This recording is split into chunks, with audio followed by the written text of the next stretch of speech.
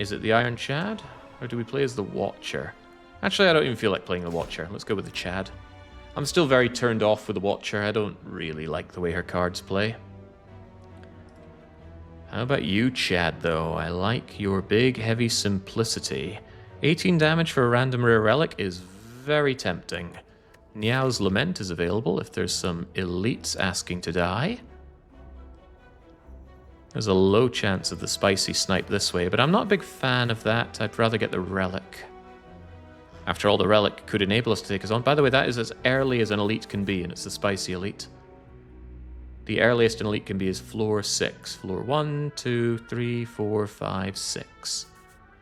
The worst place to see it. No rest site before it either, which is extra bad.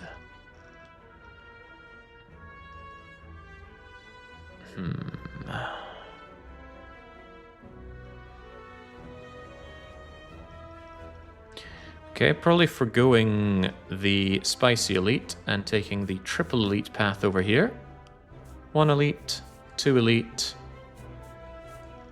Wait, can I count? Also, all 3 shops are right at the start. That's messed up. Wouldn't be involving you, of course. That's a lot of card rewards, a lot of potion opportunities, and if somehow we think we are juiced to the max, we can take this route instead. That's still 3 elites, but we forego 1 bonfire in exchange for getting the spiciness. Alright, all depends on what our random rare is. It's Pocket Watch, an incredibly powerful relic. It likes you having big, chunky cards and enjoying tons of draw. Let's try it. Pretty good value immediately. 3 cards, 3 draw. Yeah, as rare cards go, Pocket Watch is really up there.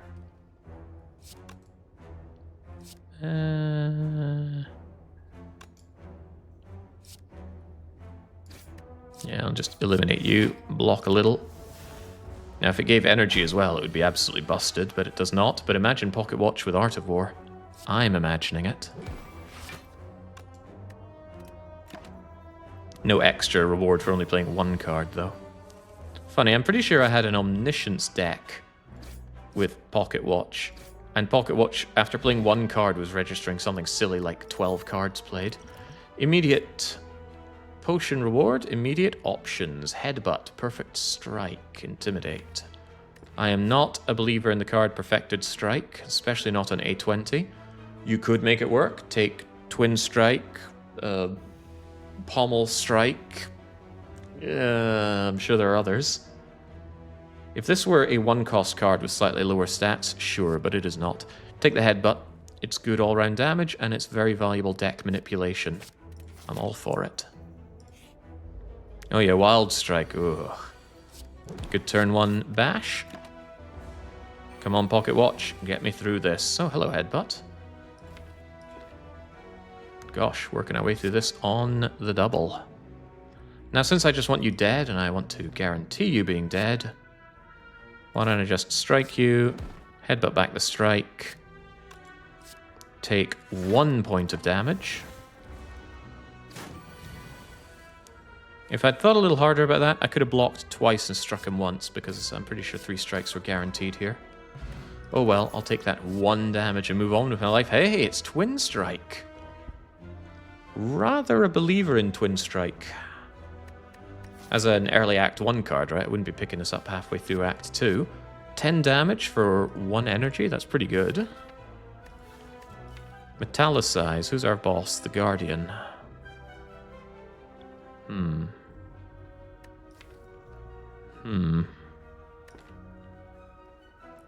think it's Twin Strike. The Metallicize is tempting me, though.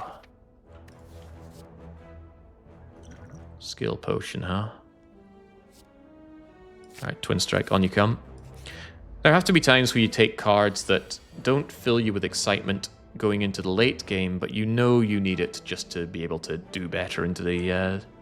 to get to that part of the game. Strike, headbutt the strike. Do I even want the strike next turn? Probably not. So headbutt nothing. Kill. Stop hitting that. Kill that thing. Take a very unfortunate 7 damage. Can't believe this is an easy pool fight. They can be so nasty. But I'd rather take no points of additional damage if you don't mind. Let's get this thing's relentless. Cease and desist. But yeah, very happy that I have Twin Strike there to pick up the pieces for damage dealing. Now it finally chills out, and now it absolutely dies. A second Twin Strike is not the answer, but a Shockwave certainly is. Not only that, it's the front runner for my upgrade. 5 weaken Von on the whole load of enemies. 2 cost cards, so it works exceptionally well with Pocket Watch. Super exceptionally well because it just makes all my other things have more output without needing more cards played. Probably going to be basing a lot of my run around that Pocket Watch, but is that enough to take on the Spicy Elite?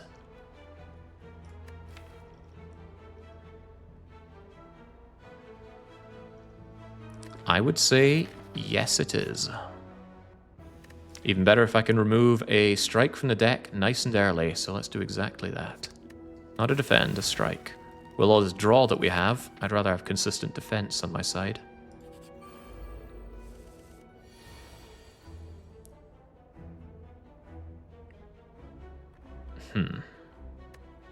Defend, defend, defend, take nothing. Shockwave defend and take 3 or so.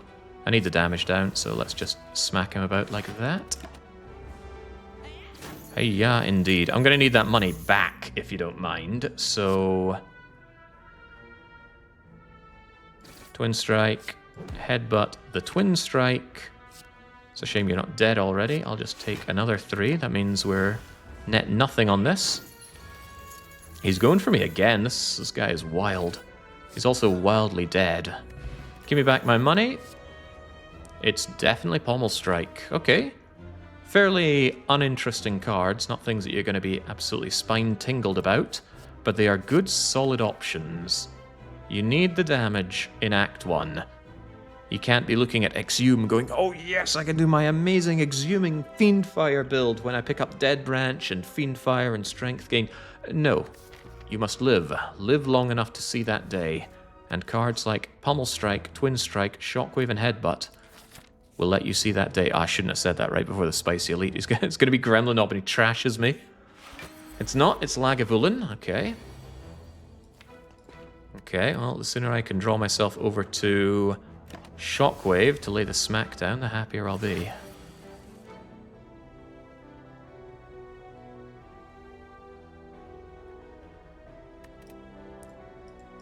It's a shame. There's a lot of things I want here, but it's probably Headbutt the Pommel Strike. And that we can vulnerable going. There's something saying I don't actually have to hit him right now. But I would really like him to be weakened for those turns that he comes and has his filthy way with me. But it's just the damage I do is no damage at all.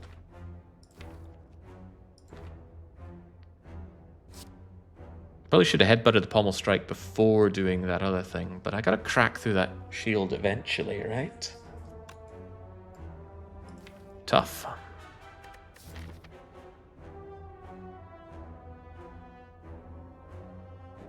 Yeah, the extra metal size is absolutely a pain in my bum hole here. I don't think it's worth my time waking him up by dealing 1 damage. I'm just contemplating the weakness. Saves me 5 down the line.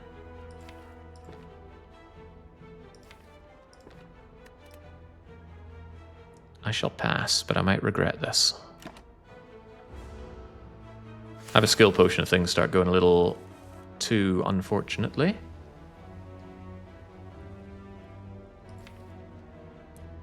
Next turn seems fine for defend, defend, headbutt. So right now I'd rather keep him vulnerable with a bit of a bashing and a bit of a twin striking. This fight's gonna hurt. Oh, when does Lagavulin not hurt? That's my question.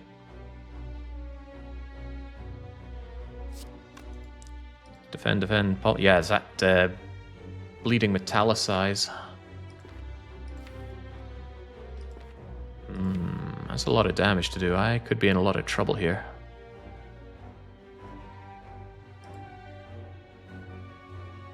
Draw isn't even the question, it's just getting the damage dealt.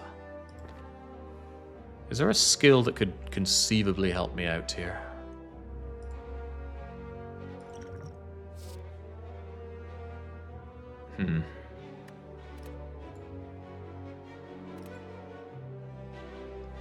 Two strength down on Laga? I don't think that's the answer. Flex to do more damage on just this turn? Probably not, because I strip my pocket watch value. Although my draw next turn is probably not the end of the world, though. So what would it be? Flex, pommel strike, headbutt strike? That's not a lot of extra damage, though.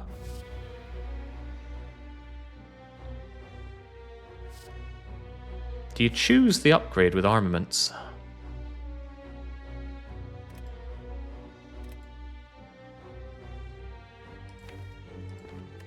I think you do, right? If I take the armaments, I can block 5 and deal a bit more damage with something else. Probably better than flex.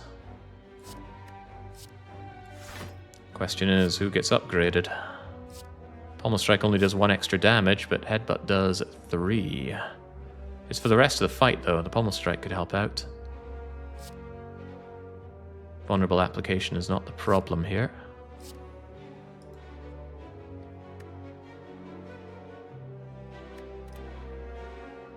Yeah, the damage needs to be done. Pommel strike. Ah, of course, twin strike comes along. Kind of need that twin strike damage output. Headbutt back that twin strike. Boy, I might have bit off a bit more than I can chew with this Laga fight. He's no longer weakened, and he's certainly here to hurt me.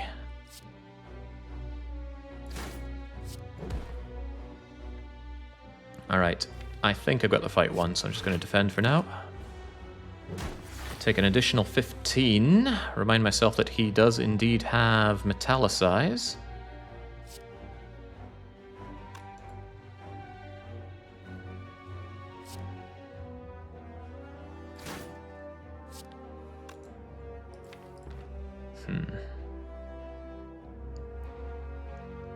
He should be dead though, right? Super duper dead. Painful fight, but we got through it. And we're rewarded with a dream catcher. What a reward, right? The key, a replacement potion, and some options. The option includes uppercut. I'm a big fan of uppercut, but less so when I own shockwave. See, the thing you like about uppercut is the weak and the vulnerable, and I already have a card that does triple, soon to be 5 times that output. The 13 damage is of low consequence. I think this is a skip. My worry, however, is I might have to rest here, even though I want to upgrade the shockwave. On the bright side, it'll be a card reward, so maybe it's not all that bad to get my hands on the Dreamcatcher. Let me think. Fight against the Guardian? Yeah, I will take this. Ooh, bad choices. No good way to exhaust the Sentinel. Rampage is a terrible A20 card, and Havoc is a terrible card in general. Havoc can be made good with the Frozen Eye or some good application of headbutting, but I'm not sold on it. I would love a block card, but I want something like a Shrug It Off or a True Grit, not a Sentinel. Sentinel is just to defend.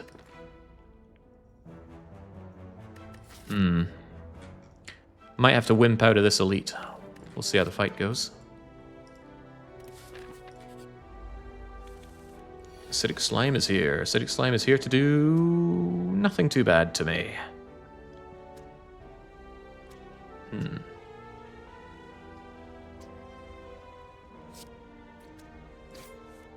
Nothing too bad.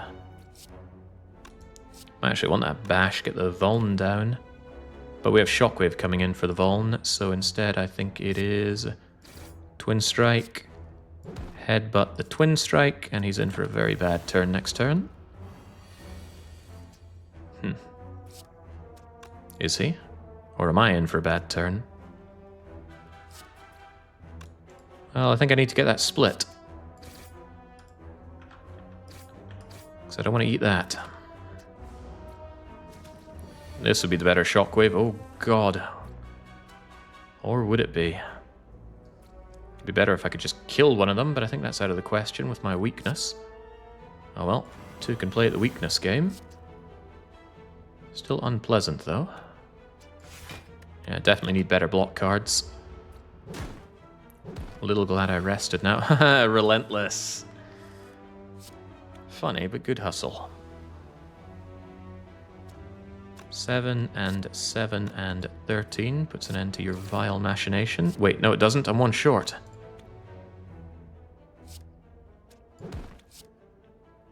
Well, it's another 6 coming my way then.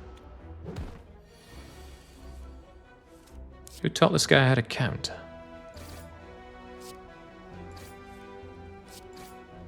Okay, certainly paying for things here. Hemokinesis. I'm actually a big enjoyer of Hemokinesis, and I could do with a just big chunky damage output card. Yes, please. Might even be a priority upgrade over the Shockwave. Just because my damage output's far too low for where I am right now. Yeah, I know, floor 9, but this still isn't good enough, not on A20. Small chests often hold big prizes. My prize is a blood vial. I will take it. Good chance for free bites if I do. Otherwise, it's just decent-ish healing. It's like 33% boost on my burning blood. Am I willing to take this elite? It's not Lagavulin, and it's not spicy. Plenty of bad things could be coming my way. But I have 2 potions, so let's take it on anyway. Hello, Gremlinob. Hello, immediate shockwaved Gremlinob. Yes, absolutely. That's going to keep him weak and vulnerable for the most important turns. Twin Strike deals 14, Hemo deals 22. No prizes for guessing which I value more. Thwack. This is the introduction to Damage Race in Slay the Spire. Am I okay taking that 6? I don't see why not. Headbutt the Hemo. Strike into the Hemo. Kill him next turn. We do kill him, right? There was never any doubt. Get out of my face, Knob. Good fight. Much more suited to a fight like that than Lagavulin. The Vajra is mine. The Strength Gain is mine. The Dark Embrace is here. There's a line of thought that says if you see a Dark Embrace, pick it, because you might never see it again. But I severely lack block options. Ghostly Armor is double the output of a regular defend. Doesn't upgrade particularly well. Yeah, what was that fight with that Hemokinesis, though? Yeah, the Twin Strike might have been able to do it. The Twin Strike was dealing 14 over 22. I think we had enough leeway there, and the colorless card might have helped us out too. It's Ghostly Armor or it's Dark Embrace. The reason I'm eyeing up Ghostly Armor is because I have picked up no block cards at all. Shockwave's kind of a block card, but maybe not kind of enough. But Dark Embrace is such a game changer for the Clad. I suppose I need to pass in the Dark Embrace because I have no exhaust cards aside from you. And at 2 cost, you're too heavy. I need that Ghostly Armor for now. Sad, but hey-ho. Our boss is the Guardian, so consistent block is valued. Immediate Ghostly Armor value.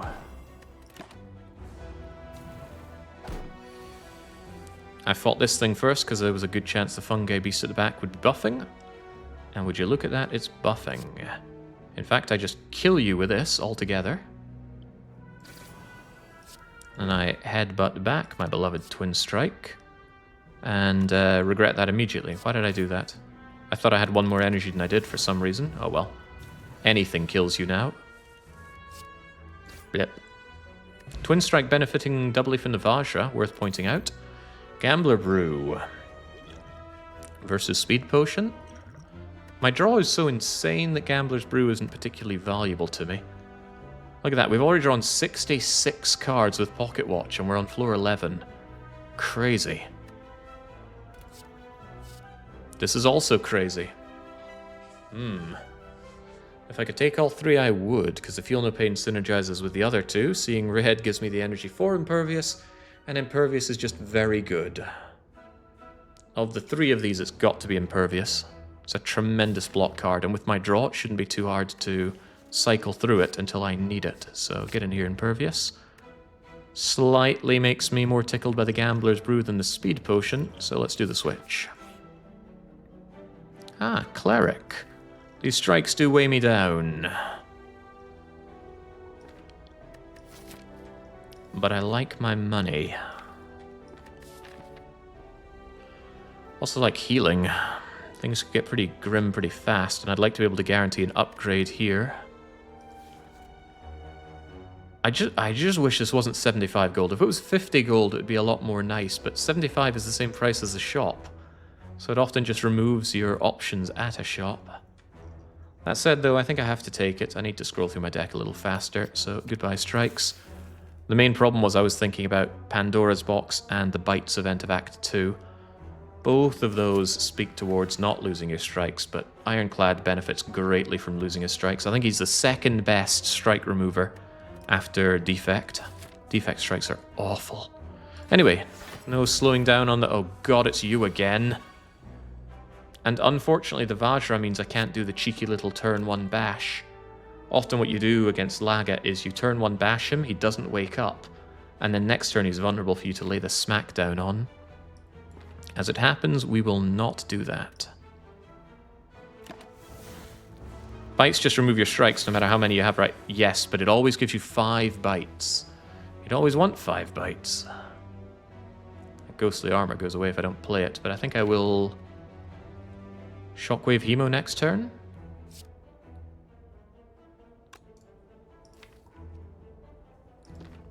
Sounds good to me. Yes, it does sound good to me. That Impervious blocks an entire turn of Lagavulin nonsense, so I'm open to that. Good, I didn't draw Ghostly Armor, that's what I was worried about. Keep you vuln, keep you weak, and keep you smashed with my blood. Wasn't that a Joseph Joestar technique? Haha, I attacked you with my own blood you spilt. Don't you feel the fool? Ghostly Armor, Twin Strike, Headbutt the Twin Strike. Alternative approach is Headbutt the Ghostly Armor, so I've got good block next turn, but we'll have Impervious anyway, so... Next turn's probably Impervious Twin Strike. Because, yeah, I think he's pretty toast. Alternatively, lay on the big damage. We got 24 and 18 and 15. That's not fatal, is it? 18, 15, 24. No. It's close, though, but it's not enough. In that case, it's Impervious, probably Hemo. Next turn draw doesn't look fantastic, though. Especially with that Ghostly Armor weighing me down. And yeah, even though it hurts me, Hemo is good. I need that damage output. 24 beats 18. I got 2 turns to deal 40 damage to him. Things like Twin Strike, Headbutt the Twin Strike make life a lot easier. Bye-bye, Ghostly Armor. His strength down does hurt, but you know what? I also hurt. Get out of my face. Alright, Warpaint for 2 random skill upgrades. Always open the card reward first, because odds are you'd rather hit a nicer skill than a defend, so if you can add a skill, better chance of getting it upgraded. That said, I don't want Havoc, I already have Twin Strike, and I already have Hemokinesis. Problematic card rewards here. I can't be too casting down aspersions on my card rewards, though. These have been very good options so far. The relics have been a mixed bag. Hard to argue with Pocket Watch, but I paid for that with my own blood. Point is, this is a skip. And what's in the Warpaint? 2 defends. Not great, but... Well, there's no buts. That's not great. Wish that Pocket Watch triggered in the first turn, huh? We got no block here whatsoever. Am I willing to take 14 on the chin? Or would I like to make my way out of this? I'm gonna fish for a way out of this, especially on 50% potion chance. Hand of Greed is a way out of this, isn't it? Bash, Strike, Hand of Greed kills my attacker. Bash, Twin Strike, Hand of Greed is even better, surely.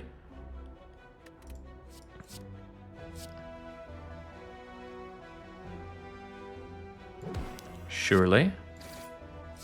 Phew. Excellent potion. Gave me money and saved me 14 health. Not only that, I can still use the Hand of Greed and the Spiky Slime if I time things nicely. And why would I not time things nicely?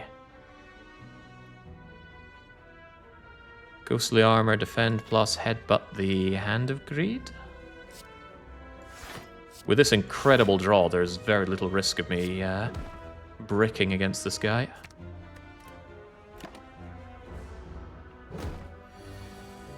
There's my Hand of Greed, and I'm not Hand of Weakness, so Thunk and Liquidate. And an amazing replacement potion, Fairy in a Bottle, giving me probably the confidence to take on some Act 2 elites. Sword Boomerang scales triply with the Vajra. I still don't like it, though. It's such a bleh card unless you start limit breaking. Havoc is back for God knows how many times, same with Twin Strike. Running into that Ironclad problem of consistency. He ends up getting just cards that don't do much in the way of scaling or advancing the game all too often. He's got too many of them. He hasn't got the lovely holograms of the Defect or tons of draw options like the Silent. Anyway, passing on all those, my deck is good enough as it is, and definitely calls for an upgrade to Shockwave. Yeah, for sure. 5 turns weak and vulnerable should be more than enough to get a fight on my side. Got to draw into it first, though. Pommel, what's in you? Gonna headbutt that Pommel just so it's an option for a better draw next turn. And again, I got no problem with self-harm as the Ironclad. It's half of what he does. Better than Twin Strike. Twin Strike is focused. Right, so whilst blocking this is an option, why would I take that when I can just smash him really hard? I think it's just bash Twin Strike rather than any pommel striking. Save the Shockwave for next turn. I lose my Ghostly Armor. That might be bad. Don't lose Ghostly Armor. It's really good and consistent. Although, it's less good now that I have these Defend pluses. And with my draw, it shouldn't be hard to reach plenty of Defend pluses. I might just say goodbye to Ghostly Armor. Slim down the deck that way. It's sad, but I can live with sad. Bye, Ghostly. Oh yeah, see now, this is what I'm talking about. Keep you weak, keep you vuln. The reason I'm hesitating on that is because I can only defend for 5 here. But I'll have to live with that.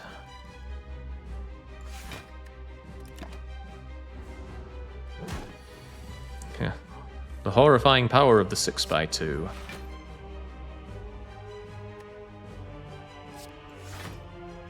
Well, that allows me to just slap you in return. Sure. I don't mind a bit of hemo.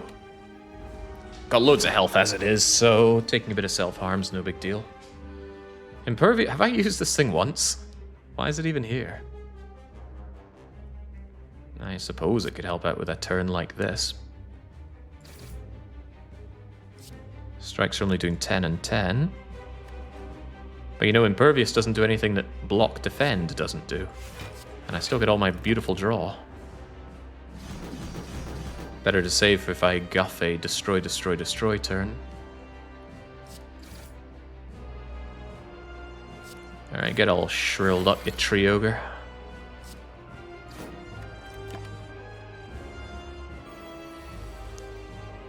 Bit of a slow, uninteresting fight, but I think we should have this in the bag.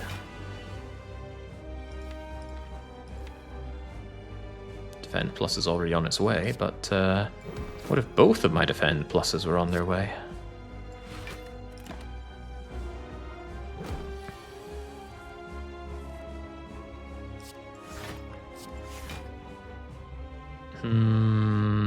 My last chance for doing some pretty heavy, vulnerable damage on him, and you know what? I think I'll take it. You get 75% of this health back, so it's no big deal. Also, excellent opportunity to use the Impervious, block the whole 5x4. And I've got nothing to headbutt, but headbutt's still my strongest damage card. Out of those selections, at least. And now he should be ultra super dead. Come on, Bash. Don't make me use all these tiny little joke attacks. In comes destroy, destroy, destroy. And to that we say, I don't want to be destroy, destroy, destroyed.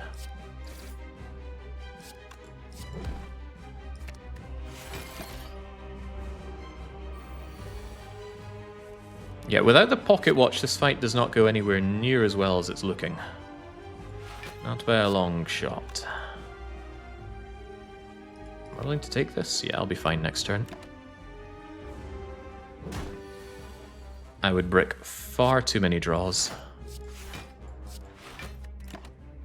Which is a bad sign for the strength of the deck. It's being held up entirely by this one relic. But victory is victory. Replacement potion by the tune of the fire potion. I might value that over the gambler's brew. I know fire potion is absolutely an Act 1 potion, but Act 2 it can be the difference between killing the bird or not, the chosen or not. And with my draw capabilities...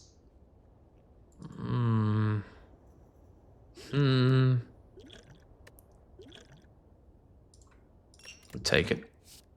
Ooh, God, what about these though? Fiendfire is amazing with Pocket Watch. You end up with so many cards to burn. Feed is amazing overall. Offering is amazing overall. It's got to be the Fiendfire, especially with the Vajra. And what are we looking for here? I don't know. Surprise me.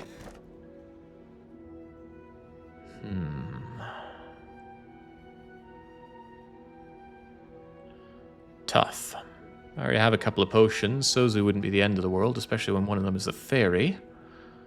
Runic Cube. Whenever you lose hit points, draw. I currently have one self-harm card. That's the Hemokinesis, of course.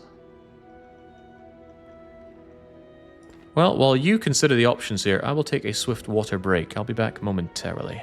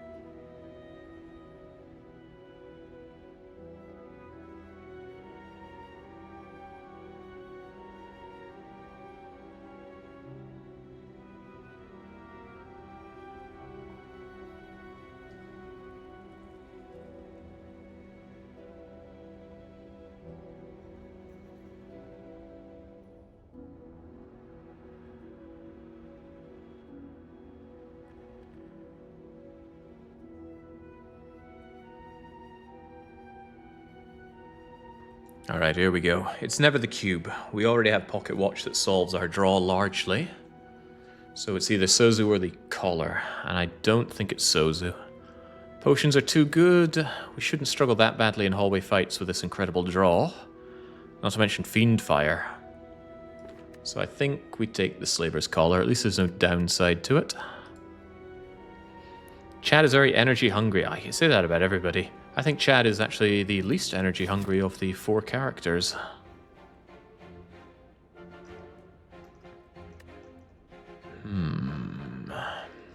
Who is the most hungry? Silent.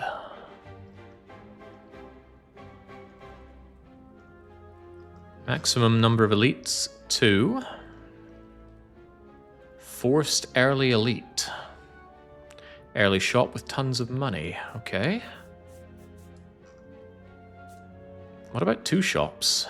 Lamau 2 shop or grossly delay the onset of the shop, right? It depends at this point. If I'm somehow put in a very bad situation here and I must go shopping before the elite, then we'll do it that way. But remember, the elite is forced. We got to do this. Coming out of this, we will likely...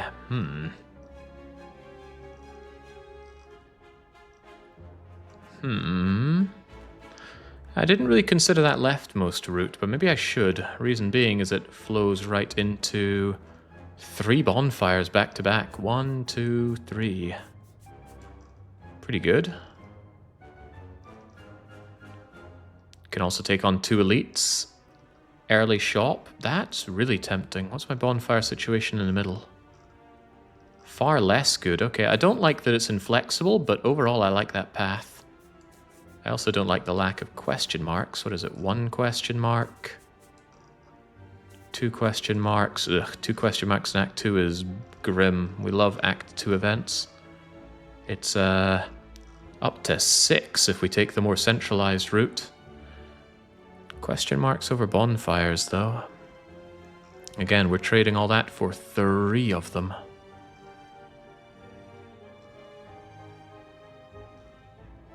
It's an exchangement of 2 bonfires. Lots of questions, though. Tempting. Okay, so if that's one option, let's assume the Regal option over here.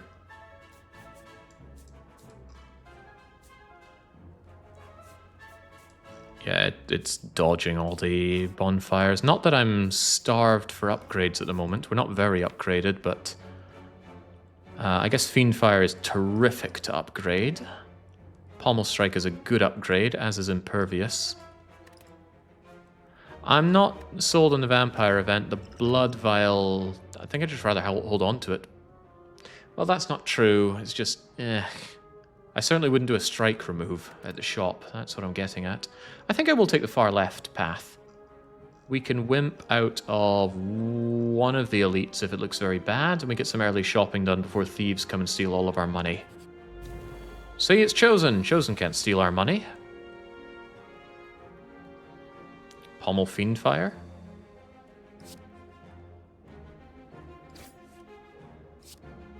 Enjoy. Decent start. Hexed, huh?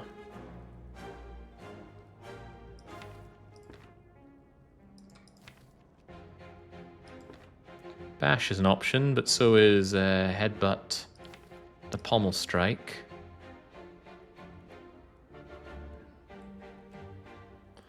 Don't really need that, though. Let's focus you down for damage. Should be able to have you dead next turn regardless. With Hemokinesis here as well. Ah, you weaken me. I forgot that part. But 18 and 11... yeah, you're dead. Thank goodness. Although I have Impervious, if I wanted to not use the Hemo and kill you another way. But I think I'd rather just kill you because I full heal anyway. Double check your maths.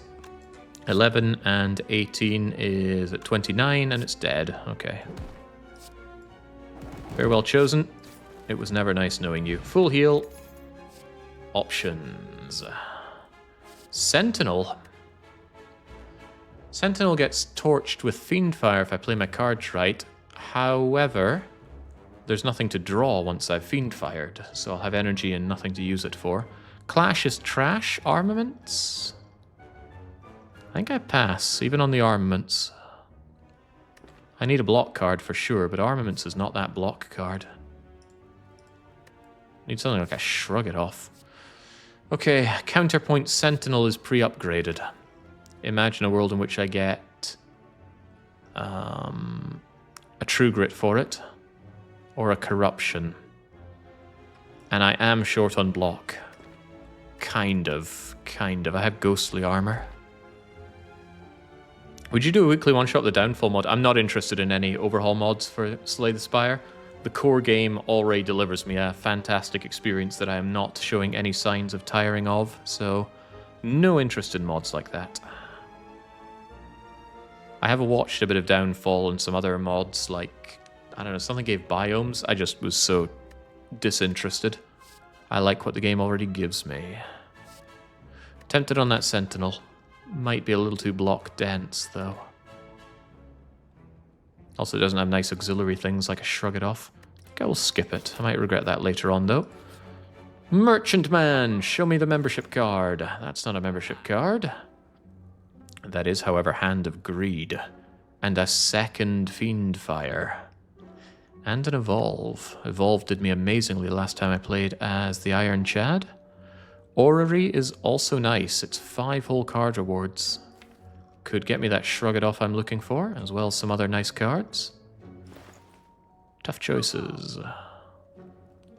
Good choices, though. Disarm is another fantastic card. Wouldn't work so well against the Collector, but it really shuts down the heart. Hand of Greed is severely tempting. It's just I tend to end my fights pretty quickly.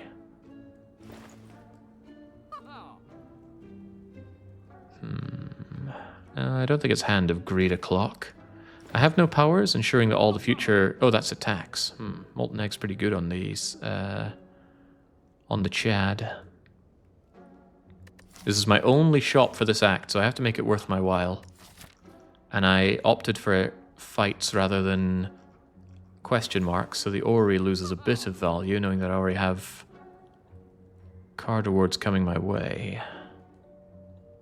Hand of Greed is like a merchant card of sorts.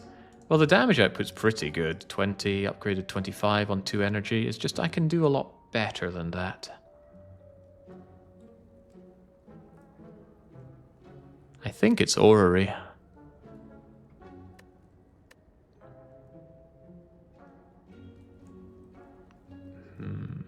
It's probably just Orrery and move along, sadly.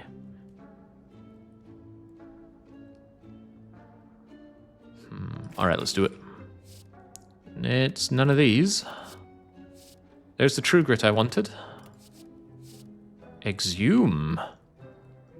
Exhume Shockwave, Exhume Fiendfire, Exhume Impervious. Yeah, I think I want that Exhume. Puts it straight into your hand as well. Yeah, I like that Exhume.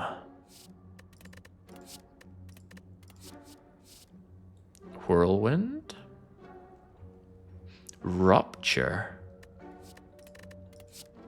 Wasn't there another Rupture? Yeah, there are 2 Ruptures here. That's quite funny. Makes my Hemokinesis suddenly give me a ton of extra strength. That's an interesting one. Shrug It Off with a plus on it. Now, that is a absolutely yes. Yeah, this is a particularly tasty Orrery. I don't think so much of the first... Oh, man. Right, we could certainly pivot into something mad here.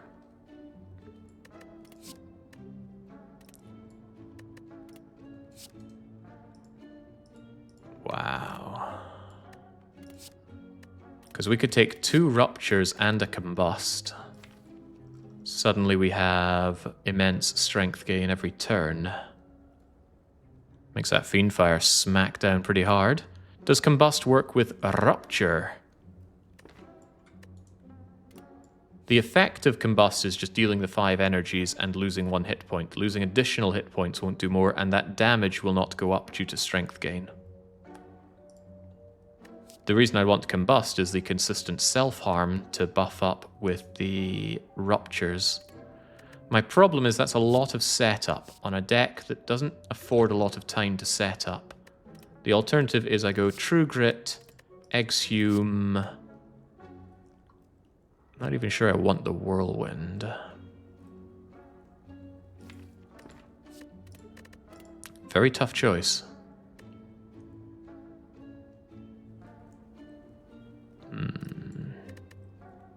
I would be interested in a heavy blade plus, not a regular heavy blade.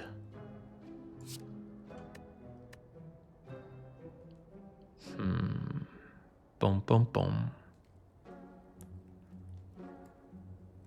True Grit, Exhume. It's more dependable. Yeah, that's also what I'm thinking.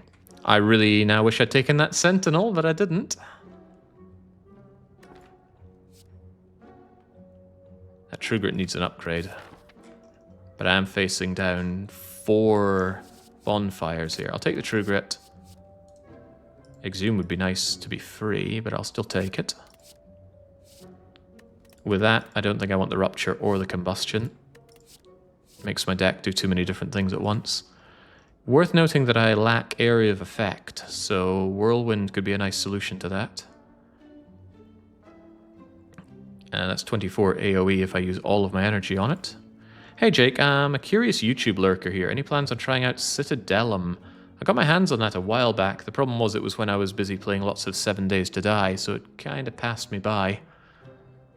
Played a little bit, I watched a little bit. I wasn't very enamored by it. I don't think it would be the new Caesar 3 for me. In short, no, not terribly interested. Probably not what you wanted to hear. But no point stringing people along on false promises, right? That is such a tough choice on the Whirlwind and... Because the Whirlwind does scale pretty nicely with Strength, although I just turned down my opportunities for Strength gain. It also really wants an upgrade to do that extra AoE damage. Fighting the Collector does say get some Area of Effect answers, though. Same with the Slavers, same with the Gremlin Leader. I think I will take the Whirlwind. I'm not thrilled, but I'll have it. Otherwise, I don't think I want any of these. Disarm is nice, but... We'll pass for now, thank you. Can't afford it. Thank you and goodbye. Alright, Spheric Guardian. Felt like I was at that shop forever. Well, this is nothing terribly exciting. Strike, Whirlwind, Pocket Watch. Turn 2 isn't the big deal, turn 3 is the big deal. First he frills you, and then you're in for a very bad time. Shockwave is of little use here. But Shrug It Off full blocks this, which is nice. Oh man, if I shrug into Fiendfire... I don't, but I was imagining shrugging into Fiendfire. Yeah, doesn't Fiendfire just delete you next turn? It'll be 8 times 8. One of the easiest multiplications right there. It's 64, but unfortunately you have 76, so I need to chip away at you a little bit. I can't afford to Pommel Strike because I might draw the Hemo right there. Alright, now you've got 64. Perfect. Although why be perfect when you can be more perfect? You're already dead, Spherical Guardian. You just don't know it. I, on the other hand, do know it. Oh, wrong one. 8 times... Hold on. I made a miscalculation here. You don't use the Fiendfire in the damage calculation. It's everything but the Fiendfire. It's 1, 2, 3, 4, 5, 6, 7 times 8. The hardest calculation ever known. It's 50-something, but nobody ever knows how much.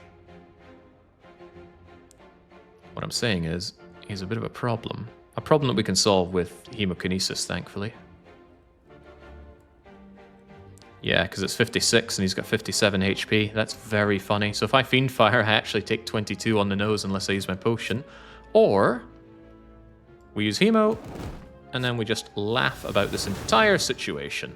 Because we heal it all back thanks to Burning Blood. Another Shrug It Off. This one's not upgraded, but that's not usually a problem. I love Shrug It Off. It blocks, it draws. If it upgraded to draw 2, it would just be the perfect block card, but it doesn't. As it stands, it's perfectly fine. However, counterpoint. Don't I have enough block by now? Impervious, Shrug, True Grit, Ghostly Armor, 4 defense, 2 of them already upgraded. There's an argument against taking the Shrug It Off, and it's a pretty strong one. I'm loath to admit it, but I'd rather just draw my upgraded Shrug better. If it upgraded to draw 2, it would be backflip. Touché. That's very funny, isn't it? Alright, Vajra, Impervious, Fiend Fire. This is a terrible, terrible time to see the cards that I'm seeing right now. I think it's just bash, hemo, kill the cultist before the cultist scales up.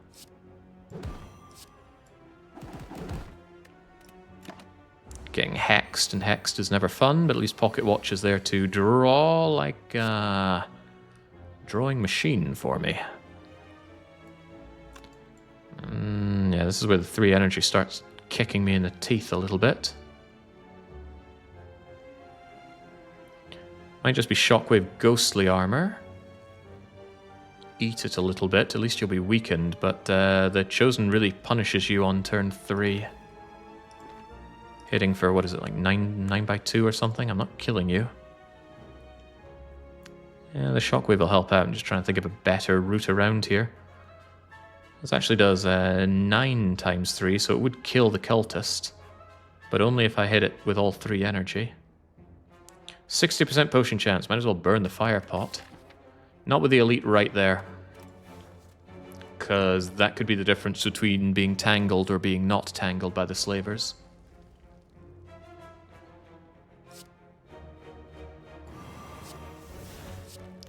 Thank you. Come again.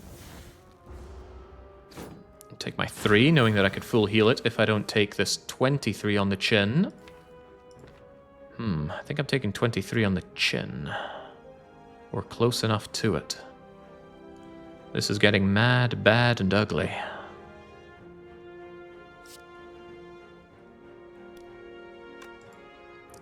Well, I can kill the cultist and maybe shrug for a little bit of extra block.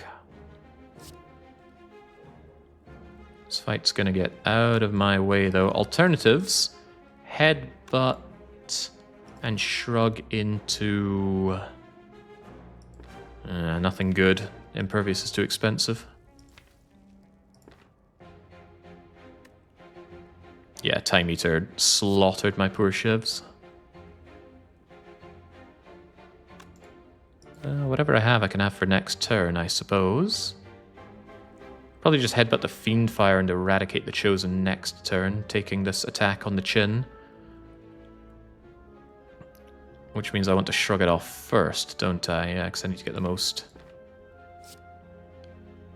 Yeah, I need to get the most out of this. Alright, so shrug, headbutt, twin strike. Take... Oh, quite a lot. Unless... Do we have alternatives here? Drawing one of these days is quite good, I suppose, although they'll burn next turn anyway, won't they? Yeah, I suppose. Point is, though, you need to die, and die you shall. I want to absolutely make sure that I get that Fiend Fire, though, so thonk, caca yourself. Didn't run the numbers to see if this would work, though. You don't weaken me, at least. Alright, time for you to go straight to hell. You're a survivor. Well, I burned my whole deck, so I can kill you with, I don't know, anything? Ooh, not that, though. Not 4, 4, and 4. It would be more than 4, 4, and 4, right? What does it matter? Just kill the thing. Smack and super smack. Alright, I've had much worse outcomes there. Fear Potion for Vulnerable could be a lot more than 20 damage. But we already have Vulnerable through Shockwave, so I'll keep the fire there. Feel No Pain turns my Fiend Fire into a block card. I was worried I'd never see you again, and now I see you again. Get in here. Ah, the Red Mask Gang want a reasonable fee of all of my money. Well, they're not getting it. They're going to get something else.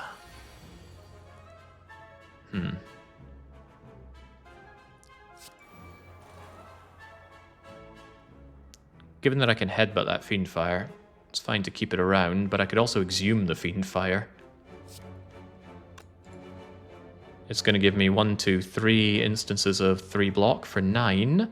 However, I could currently block for 13 and take nothing. Difference is, this will do some damage on Pointy.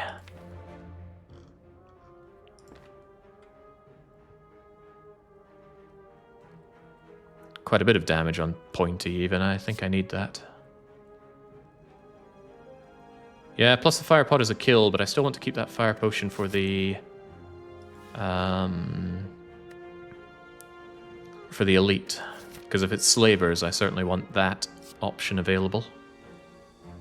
What about another alternative? Defend plus and use the Fiend Fire. I'll only deal 16, but I'll get 6 block here and 8 from you. That's a nice halfway house.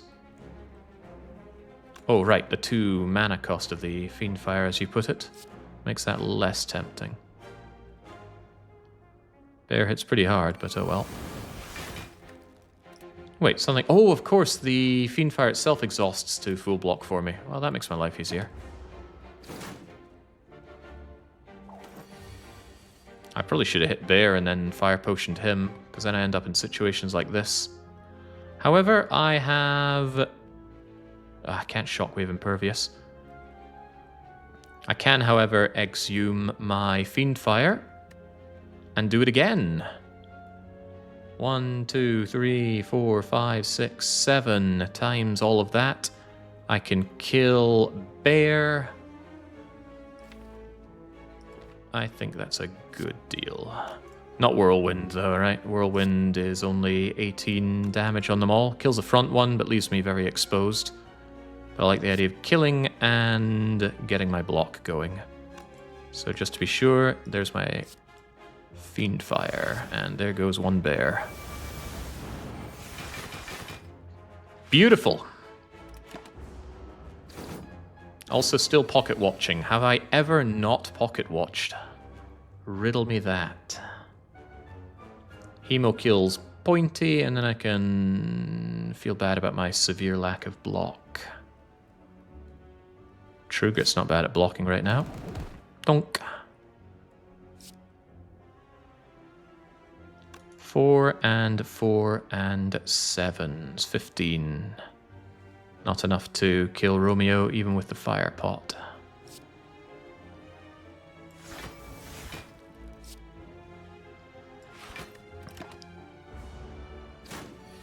Dang, being weakened is pretty bad, isn't it? Pretty dang bad.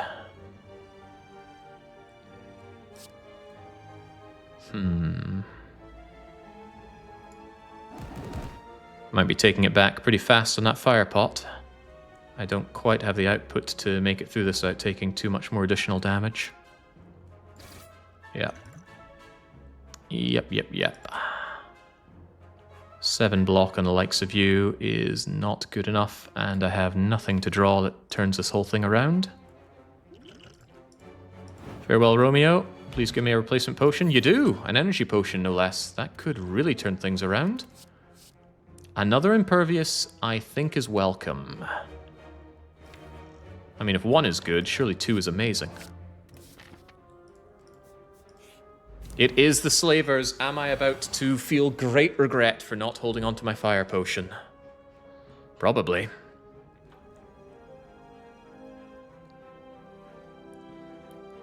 Probably. I'm taking that 24 on the chin, that's for sure. First one's got to go. Hey, you know what would kill this guy? Not a fire potion. I feel slightly vindicated. These guys are terrifying. Apart from the bat guy netting you on the 2nd or 3rd turn, they all attack every turn. It's quite unfortunate. This is probably just Shockwave Impervious. Although, of course, the sooner you die, the better, because currently he wants to scrape me for vulnerable, and I don't want to be vulnerable. I don't want to be a pie. Yeah, I think I just hemo him, unless there's a better way of slaughtering him. I could actually Pommel Strike, Twin Strike, Impervious, take nothing.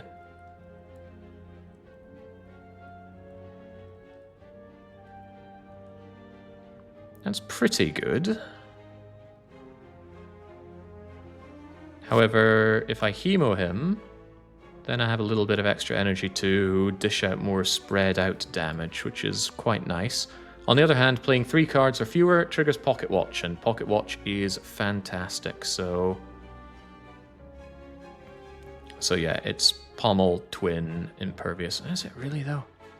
Consider the Hemo Impervious. And... yeah, sod it. Hemo.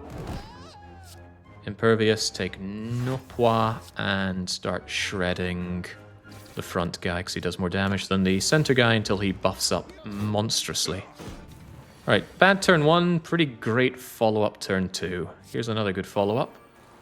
1, 2, 3, 4, 5, 6 times 8. Goodbye.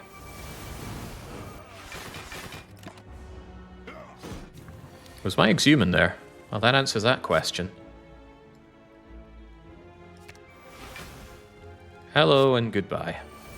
I didn't like those wounds anyway. Yeah, Slaver's Collar certainly helping out there. Overall, quite good fight with a miserable reward. Nobody likes the Darkstone Periat, certainly not me. But who knows, I might end up with a curse and be grateful that it's there. Distilled Chaos. Interferes with Pocket Watch. Then again, so does Energy Potion. Which would I prefer? I have some cards that I would really not want to play randomly. Like Whirlwind. Like Exhume. Like Fiend Fire. Let's just leave that one on the ground. Carnage is pre-upgraded. It's decent damage, but it's not really what the deck needs. Although I was talking about not having enough damage output earlier, it doesn't really work together with anything. It should be combined with the Charm, Block Curse, and Give Health. I don't get what you're saying there, but Darkstone Periat's awful. I suppose if you go Curse Maxing, could be great to have tons of max hit points, but if you're Curse Maxing, you probably have a way to deal with that. Good deck control. Probably the Duvu doll to gain strength from it, and in that case, what use is the extra hit points to you? Anyway, it's none of these. Poor rewards. Shouldn't need to heal up here. But healing up is a card reward. But I'd love to have Fiend Fire upgraded to do monstrous damage. It's currently my damage solution. Won't be enough to deal with Collector, though. Better keep that in mind. It's the Book of Glasgow. What wisdom do you have for me? I wish to feel absolutely no pain. Do you think you can do that for me? Must get the Pocket Watch draw. I need it for Fiend Fire. This isn't Fiend Fire, but it is a good time for Impervious.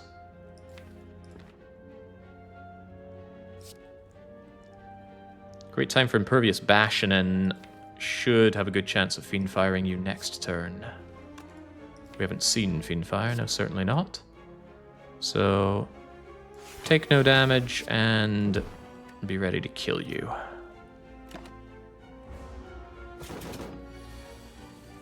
Hello, Fiend Fire. Fiend Fire says, do you want to shockwave the thing first? And I say, I don't know. See, this doesn't kill you. But having you weak and vulnerable means the follow-up killing is a lot easier. Let me think. This was 1, 2, 3, 4, 5, 6, 7 times 16. So it's good, but I don't think it's good enough. I think I need the shockwave down. Still gives me the block, thankfully.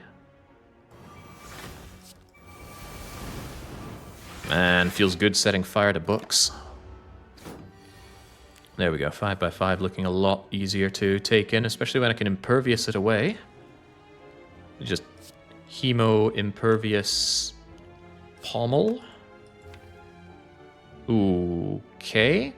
Focus on taking no damage because I can Exhume Fiend Fire and kill it next turn. So that's absolutely Impervious and dealing a bit of damage here. Ah, I shouldn't play Pommel Strike because if I draw Exhume, I feel like a fool. So instead, headbutt something, doesn't really matter what. Hit it with a strike, take no damage, kill it next turn. Good thinking.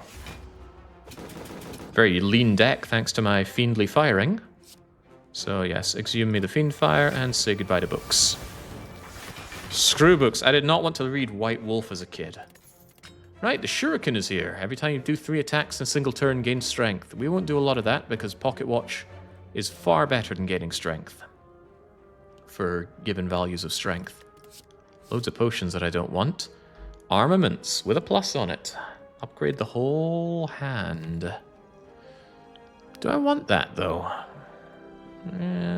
Makes Impervious incredibly blocky.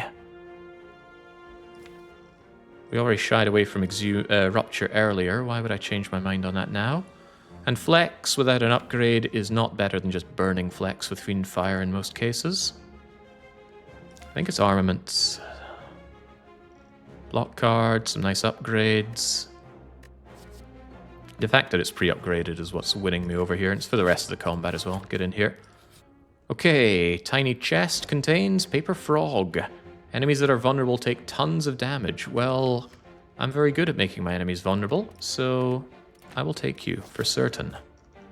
2 upgrades. We've already dealt with both of the elites. It's a good time to be the Chad. Let's get upgrading. Exhume being 0 cost isn't a big deal. Whirlwind dealing 3 extra AoE damage is a big deal. Fiend Fire blocking 1 more per exhaust is also a big deal. Pommel Strike drawing 2 works very well with Fiend Fire. I think I'll do the Pommel Strike and Whirlwind upgrades going forward. The damage is not of consequence, but draw 2 can be the difference between making Fiend Fire kill and Fiend Fire not kill. Go on. And yeah, barring an amazing card here, we upgrade the... I've lost my train of thought. What was I trying to upgrade? I don't know. Probably the Whirlwind. Somebody was saying in the YouTube comment, they like watching these because I explain my thinking and then just completely forget what I was doing and do something else anyway. Well, this is a rancid event overall, unless you have the Golden Idol, but that's completely chance-based. You lose a metric ton of health, which almost makes me want to heal here and take a card reward, or you take a horrible curse. Well, we're certainly not taking that curse, but holy heck, that hurts. Yeah, I think we need the rest after that event. That's a shame. That pretty much cost me a card upgrade. Maybe if we're fortunate, we can get the Whirlwind upgraded at the stop before the boss. But let's take our rest and take our card reward. Oh, and it was so worth it. Feed is here.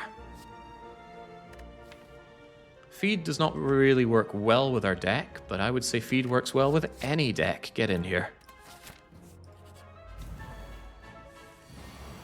Alright, severely rewarded for what we did here, and I would love to double Feed in this fight if at all possible. Of course, I would also like to take no damage if at all possible. Does that mean I'm going to Impervious immediately? Yes, it does.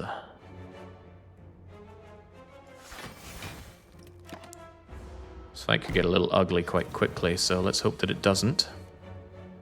Hitting me with 18, you say? 1, 2, 3, 4, 5, 6, 7 times 11 is not sufficient for taking you out. Let's see what our other options involve. Well, it's a full block, and it toasts down my deck enormously. I'm open to that. Alright, so feeding you shouldn't be too difficult. Or feeding on you, rather.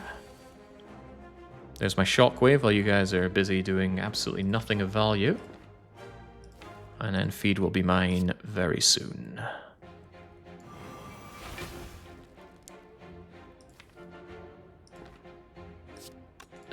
Do I care about these for next turn? Armaments together with feed would be pretty brutal. And I can guarantee the feed by headbutting the feed together with it. Good. I didn't burn my Exhume, did I? Surely not. There's armaments together with feed. Feed does how much damage when upgraded?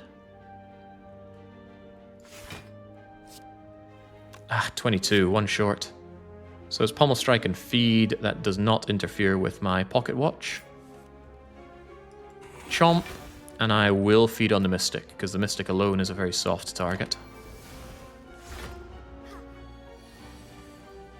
Yeah, they can buff themselves up, and that can be something, but you know what else is something? Feed! With a plus on it. It maintains the plus. Just make sure my entire deck is upgraded in case it comes to that, or just focus you down. Focus you down enormously. 10, 10, and 22 is insufficient, though.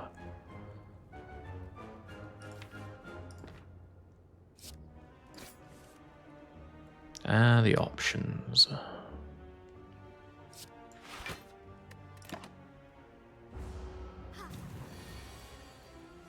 Oh, wow, you are not having a good day of it, are you? Right, 19 to bring you to 12, and feed to feed.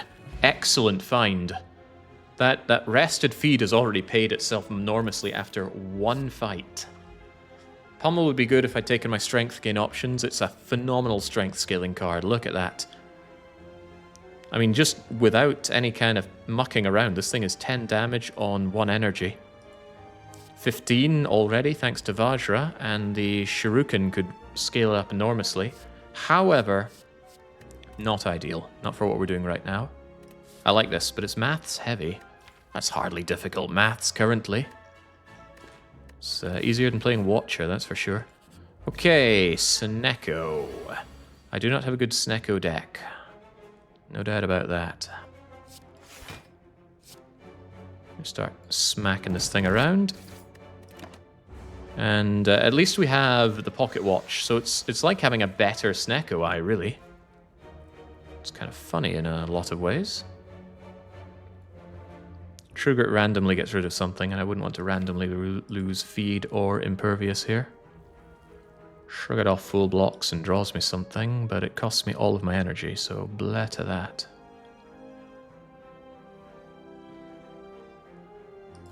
There's another Impervious in there. I think we'll be okay. Unpleasant.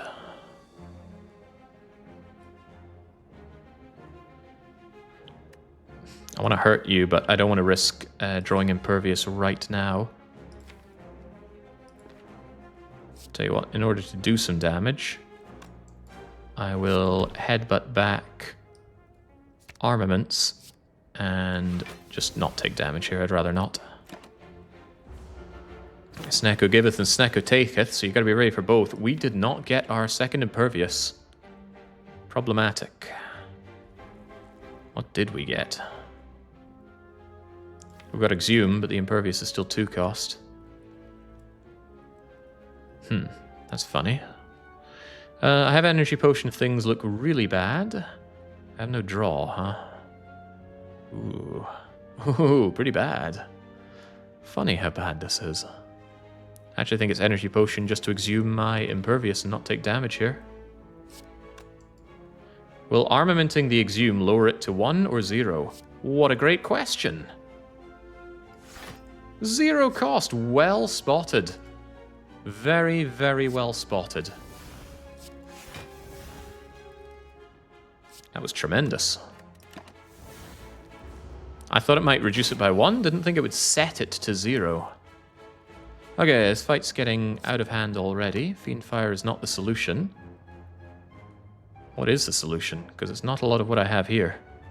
I guess it's Impervious again, but this is getting out of hand. Keeps hurting me. Why does it keep hurting me? There's not really much worth upgrading here, but I might Fiendfire just to get the damage flowing. There we go. Well, no longer weakened and vulnerable, so at least you can die now.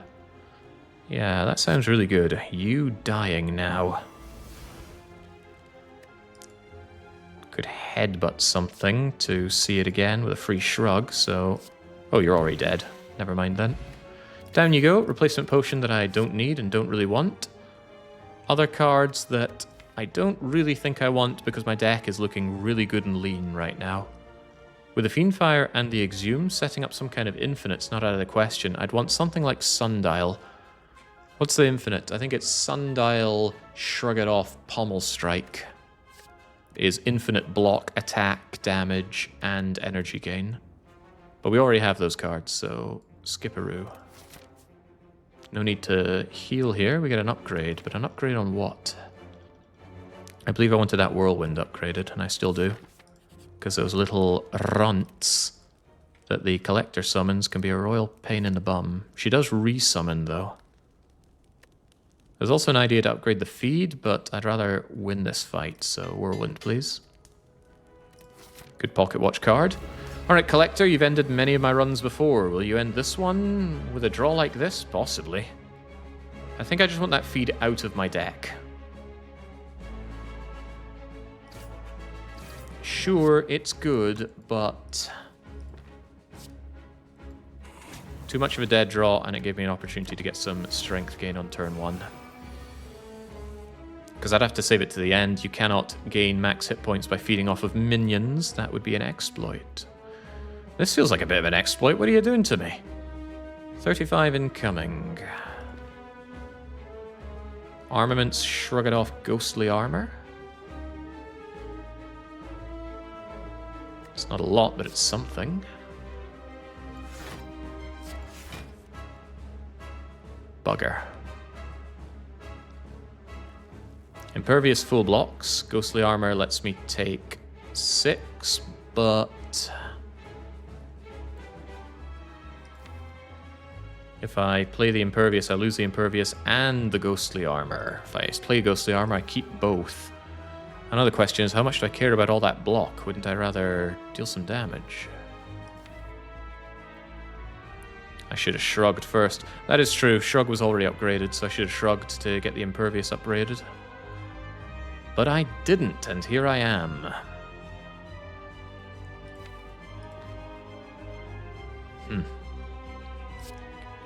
Gonna need those imperviouses where I'm going. Pocket watch draw is more valuable than getting a little tickle of damage in. Shockwave is good. Feel no pain, shockwave, and something. Probably a defend. Other way around, of course.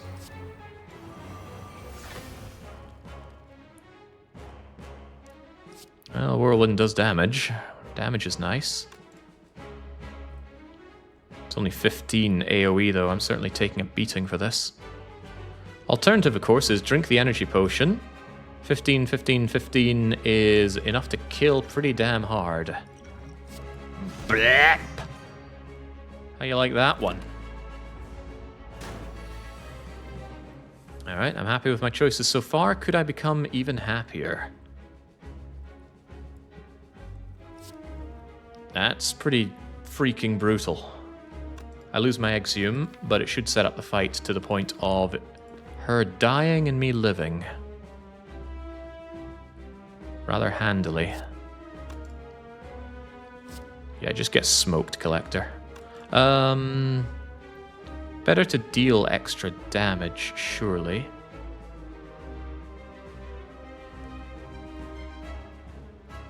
Headbutt deals slightly more damage than one round of the Fiend Fire.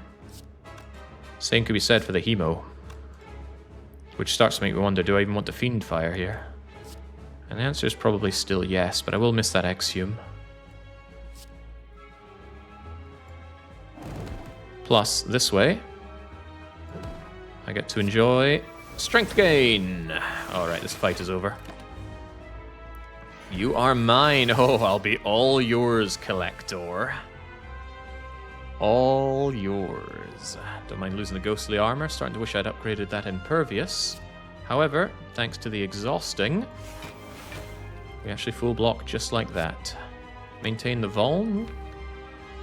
Kill is uncertain next turn, but let's do this. Bye, ghostly armor. Even in death, you give me life. Oh, well, this is quite easy. Is it? I don't see why it wouldn't be. Draw. Headbutt that thing. No additional draw, huh? How can this be? Well, you're already dead and I have nothing to set up, so get out of here. Excellent fight. Everything's coming together rather nicely. Does this come together rather nicely? That limit break is a little slow to power up, though. However, even a little bit of extra energy on the Fiend Fire, strength rather, is phenomenally good. Counterpoint, what about just another Fiend Fire? What about another Exhume to bring back the Fiend Fire? I could take... All three of these accomplish the same thing, which is killing enemies with Fiend Fire. Which one is best? Exhume is perhaps more flexible, but it's one extra energy and card play to get the Fiend Fire down, as opposed to having the Fiend Fire here. Exhume exhumes feed as well, though.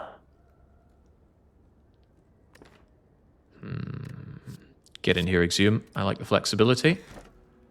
Oh, do I like this? Pocket Watch says, absolutely do not take the Runic Pyramid. You will clog your deck. Card costs say Snecko unclear. With Pyramid Snecko, I draw 10 cards a turn if I only play 3.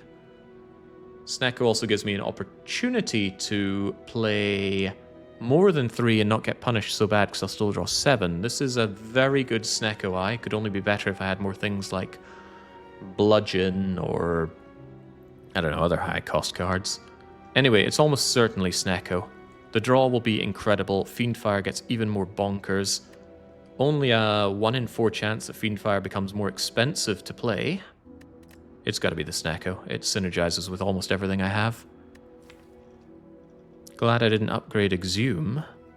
Very unhappy that I didn't take that Dark Embrace at the start of the game. Remember when I said, ooh, Dark Embrace, but I'm a very clever Slay the Spire player. I know to take cards that win Act 1 first. If I had Dark Embrace, I would already be saying it's GG. But it's not GG. It's BG until I find that Dark Embrace. Okay, I need to sacrifice a rest and the treasure in order to fight the heart. I am rolling in ducats.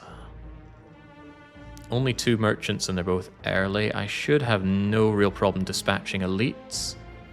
And there's a 3 elite path that also sees me through the merchant. So it does dodge fires like they're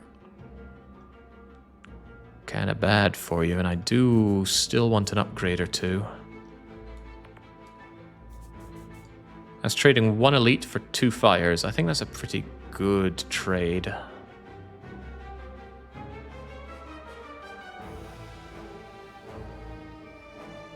If I'm going to be taking that trade, probably better to take this path, where the merchant is slightly later and after a few other events. More chance for moolah. What about those upgrades? What am I really wanting to upgrade here? Feed, feel no pain, maybe even an impervious. I don't know about GG, Jake. This wouldn't be the first run where you Fiendfire yourself into a hole against an Act 3 boss of the heart. Yeah, True Grit's another nice target for an upgrade. Unupgraded True Grit is just unplayable currently. Okay, with this sort of situation, I think we'll say no to the 3 elite path. Instead, we'll go for this elite path. Hope I have plenty of opportunities to spend my fat lots of dosh.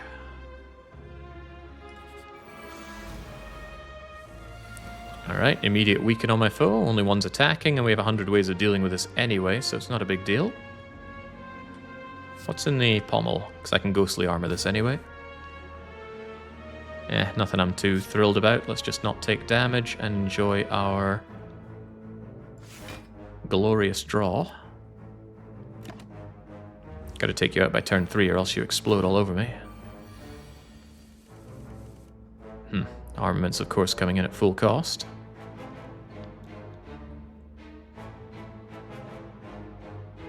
Bash is free.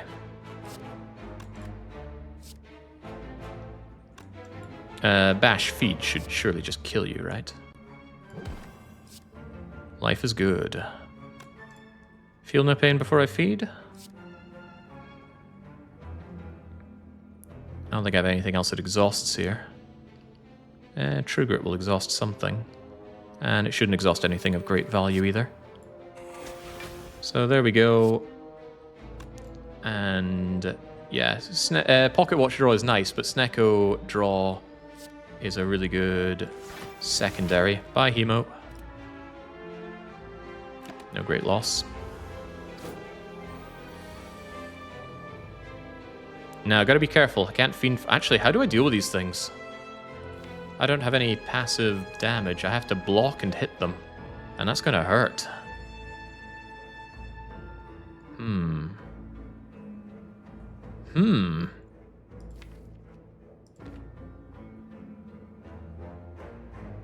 I need options. Impervious is a decent option.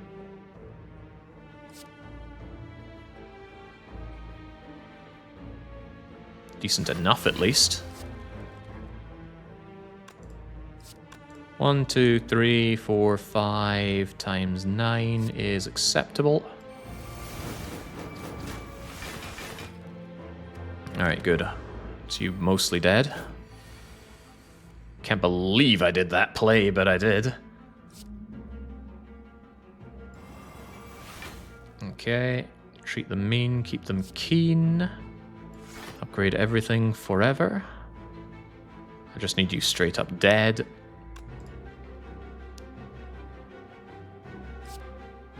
Exhaust a card of my choosing, you say? Probably Headbutt. Get you out of my face. Wish I had retained for that Impervious, that delicious zero-cost Impervious. Oh yeah, the armor, since I wasn't playing it anyway. Good call. Right, now I'd love that feedback. Feeding on you to make something out of this fight is good. But I can always do that later. What I can't perhaps do is good things right now. Wimpy little strikes are not the way forward here. Give me my bajillion draw. I draw almost my entire deck, which is madness.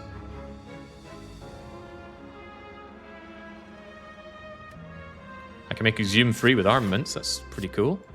Give me back my feed, please. I desire to eat this thing.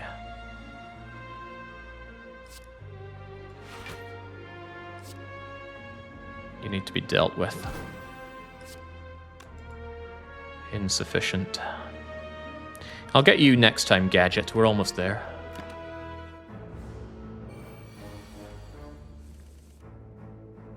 Yeah, it shouldn't be too hard to bring you to meaty justice. Yeah, it is like eating a whole pineapple, skin and all. Well, this is more like eating a whole damn tree while we're at it. Again, feed is not quite there, and I don't have any low-cost damage solutions, or do I? Come on, Bash, a strike at low cost. Is 1 acceptably low? Yes and no, but mostly no. You hit me back for 15, you rotter. I don't have 15, but let's at least have you down in dead to feed zone. And that's fine, as long as I can get Impervious and feed off, we're good. What about this, actually? Am I willing to take 3 damage?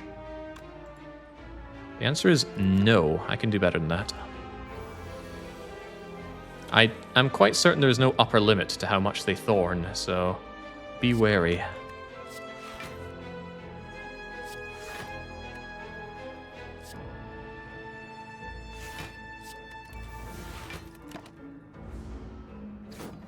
Burning Blood would have healed it. No.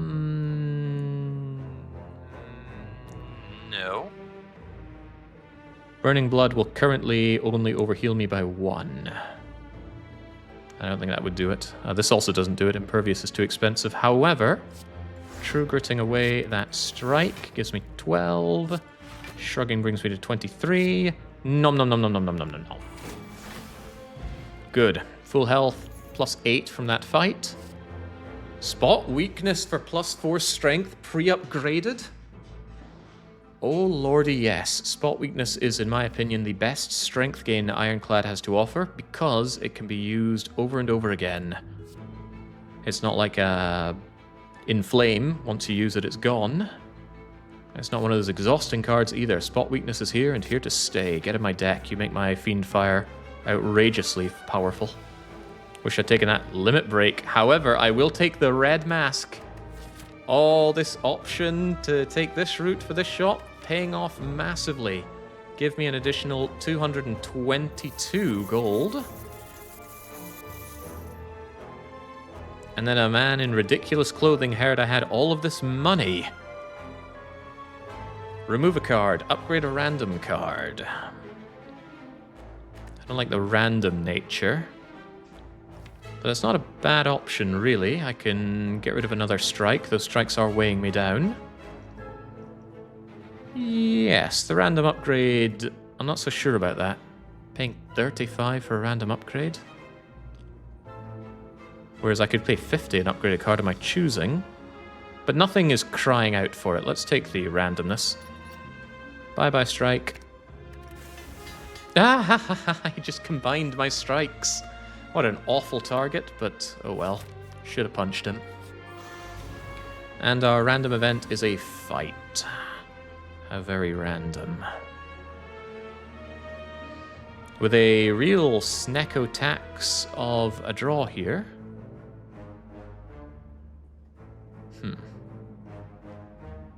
This fight is not the kind of fight that takes very long. It's only dealing 8. I mean, really, I should probably just bash him and be done with it.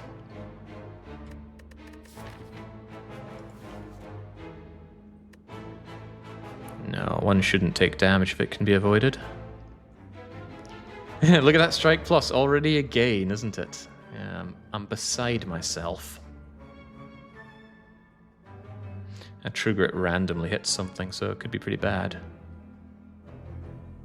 Ah, sod it, we're never seeing you again.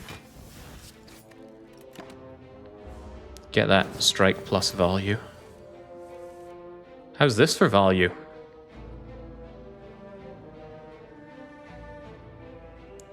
One might say not great. What's in the shrug?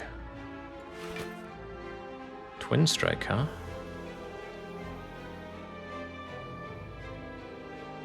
Feel no pain with ghostly armor blocks just about everything here, so I think the best play is to feel not a smidgen of pain, spot your weakness, and absolutely shred you with guaranteed Fiend Fire. Unless I want to eat you. I would quite like to eat you.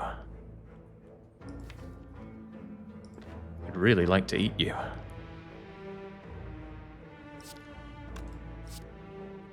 Deal 40 damage here.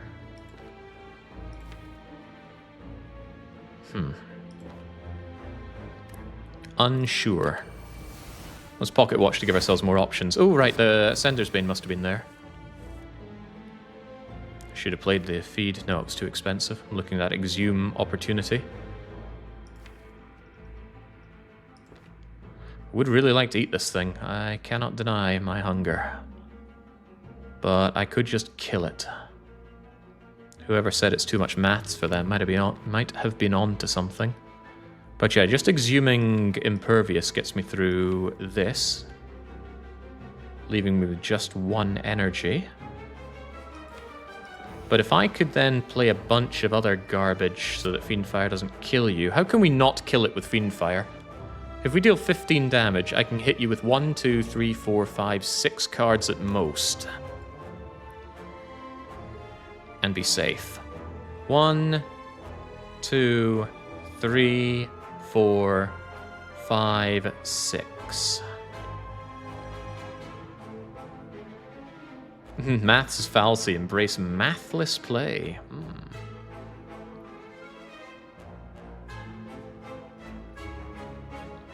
Playing the defend, the exhume. Play the other exhume. If it gets me something I can get rid of. Which it doesn't.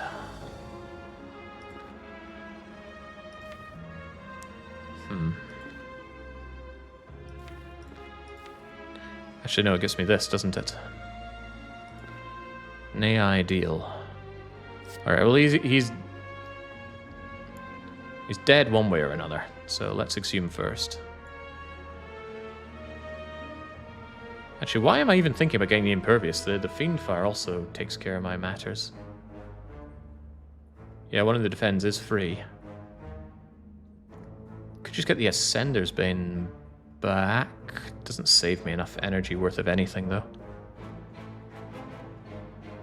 Yeah, because I'm playing it no matter how you play things.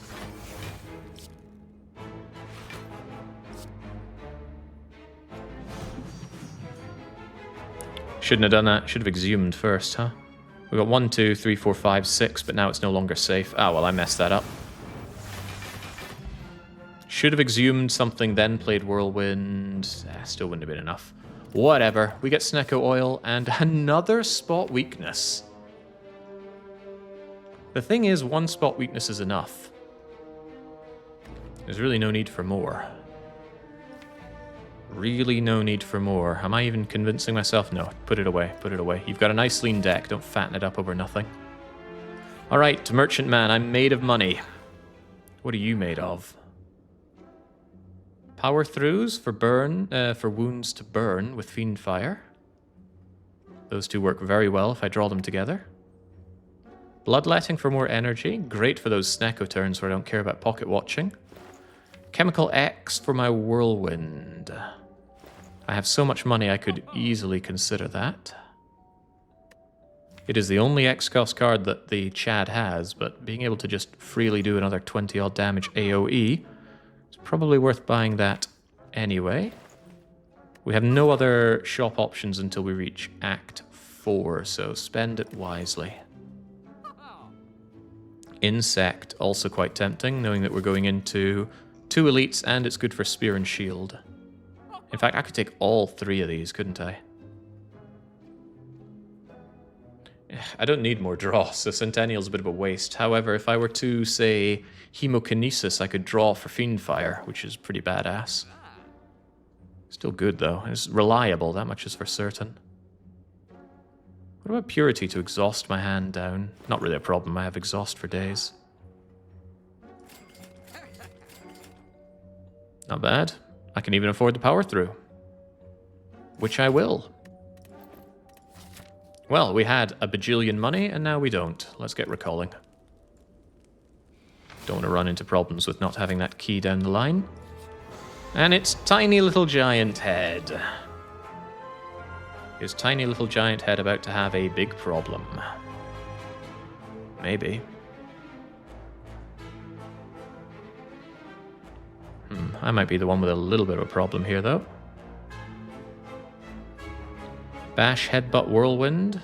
That's fine, because it still allows me to pocket watch. Also gives me extra strength. Bloodletting is a no with Snecko. That was a good point, actually. Yeah, spot weakness when he's not attacking. Otherwise, a pretty good hand here. Gotta get that Shockwave down. Keep you permanently weakened and frailed and whatnot. I think this is just a play all your cards turn, although what's in the Pommel Strike? All my imperviouses come at once. Yeah, I would dare to say we're not pocket watching here, but Snecko will keep us covered in that front. You know, Hemo can draw for me. And it should draw for me, observe. I was hoping for a Fiend Fire. Kind of bummed that I didn't get Fiend Fire, actually. Feel No Pain is there to go with Fiend Fire, but still not everything a man could ask for. Exhume the Shockwave, do it again? I don't think that's the right idea. I don't think feeding on you is really on the cards either. Much as I would find that highly amusing. Alright, that'll do. Slow makes the giant head take 10% more damage per card I play. So that's pretty good. He's been very docile. In no world this isn't just this and this. I should be able to eat you. If we get some good draw. Is this good draw? It's impervious. Yeah, impervious, a little bit of damage, and this guy's toast. A little bit of damage is probably just Twin Strike Whirlwind, right? He won't die to that, will he? God, he might. One Whirlwind kills him. Haha.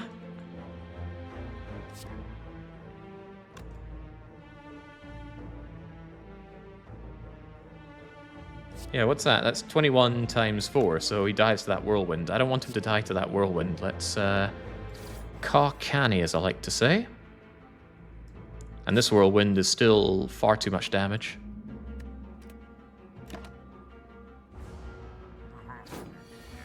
Tick-tock, tick-tock. Chomp, chomp. Yeah, I rather fancy some chomp, chomp. Twin strike him and just eat the head et al. Not upgraded. In fact, I probably had an armaments there to upgrade it and I didn't think about it, but who needs to think when they're this good? Ancient Potion over Snecko Oil? No. Snecko Oil works very well with Snecko Eye, because if you get that draw with everything high cost, you get the opportunity to re-roll those high costs. Ancient Potion has some good outs, but I'll pass for now. Juggernaut together with Shrug It Off. That turns Fiendfire into a malicious fight. Take it. Upgrades.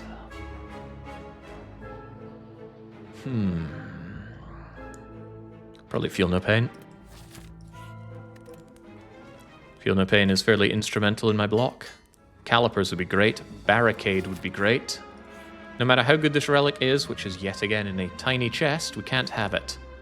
Which is a shame because Art of War is really good, but give me the Sapphire Key and let's get on with our lives. It's a shame I can only... Hang on. We do have the opportunity to take on 2 elites here. We don't need this rest. I'm not dying for upgrades, although that's... Oh, that's tricky, actually. It's again the question. 3 rest sites. Or one rest site and 1 elite. Well, 3 and 1, right? Just running the raw numbers, 3 and 1 is better.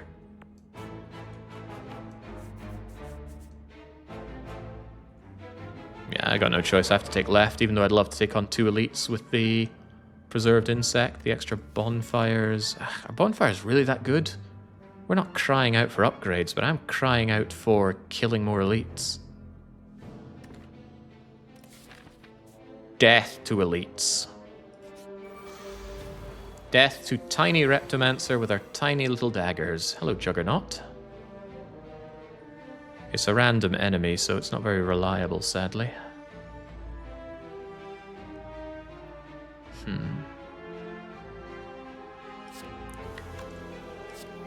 Juggernaut, Ghostly Armor, Defend, get Fool 10 draw next turn. Of course, this turn is horrifying. Look at this. Incoming 102 damage. And very notably, we do not have Fiendfire. Very heavy card, keeps sinking to the bottom of the deck. Very vanilla costs we're seeing here. 2 Impervious, 1 Shrug, 1 Defend, 1 Feel No Pain, 1 Exhume. And then comes through the level 3 Power Through. We do have a chance with Shrug It Off. Fiendfire would probably end the fight. Possibly.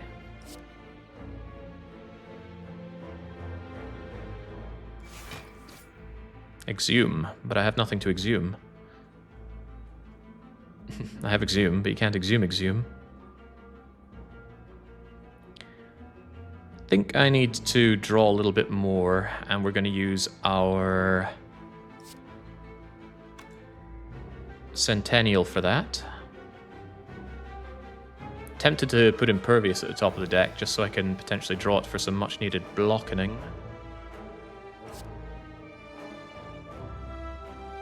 I need space in my deck for whatever I'm doing here.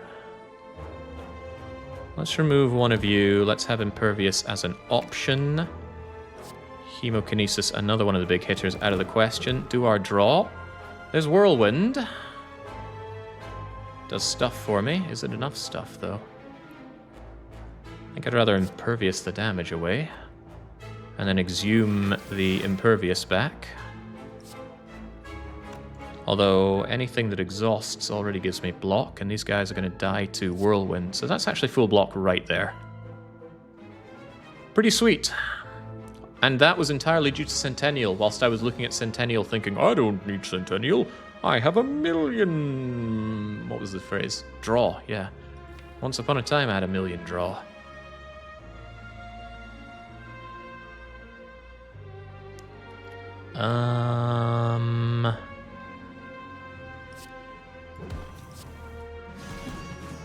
That was so clever. You have no idea how clever that play was.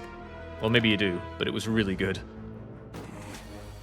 Chemical X meant I could still strike twice, but it would only do 18 damage to the 20 hit point dagger. But by playing the extra attack, I got the extra strength to kill it. Now, speaking of strength to kill things...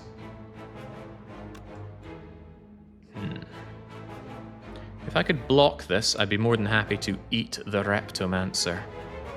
Do I have the power to eat Repto?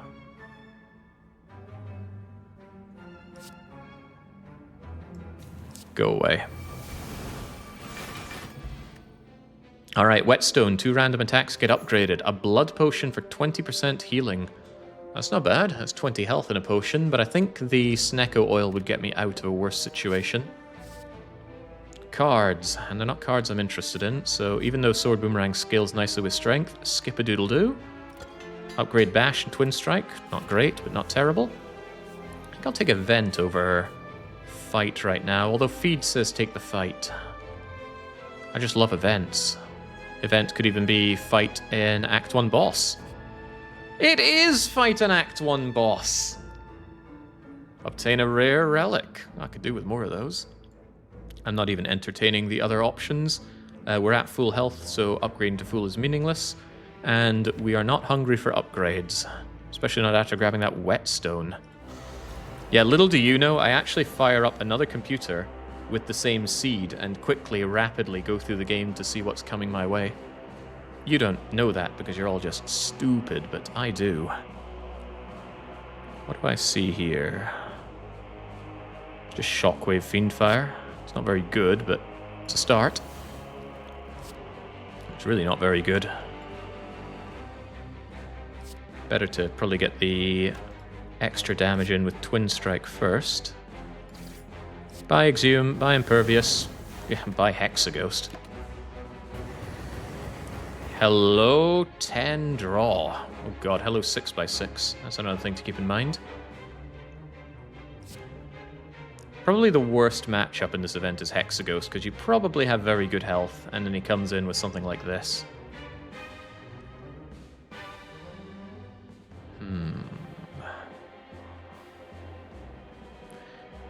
Well, it's just defend as much as I can. The problem is I can't defend all that well. Ghostly Armor Power Through does 25 of the 36.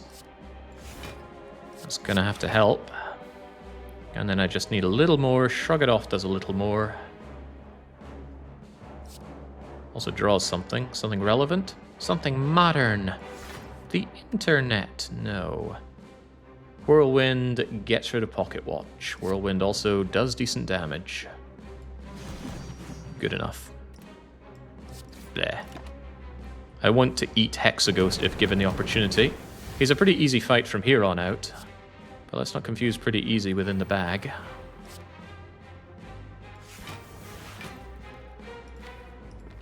If I headbutt the feed, what are the odds we get feed down? Pretty good, actually, because I'm going to hemo this garbage, which I don't need, into my hand, and then I'm going to headbutt the feed, so we guarantee feed next turn.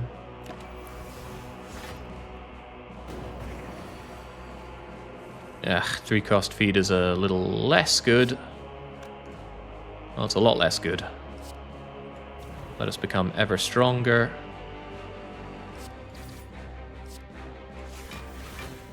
And work our way towards getting that feed back again if we can, by drawing as much as humanly possible. Should have played it so I could exhume it, I hadn't thought about that. 4 coming in with a few burns, but I got my defend plus. So exhume, shockwave.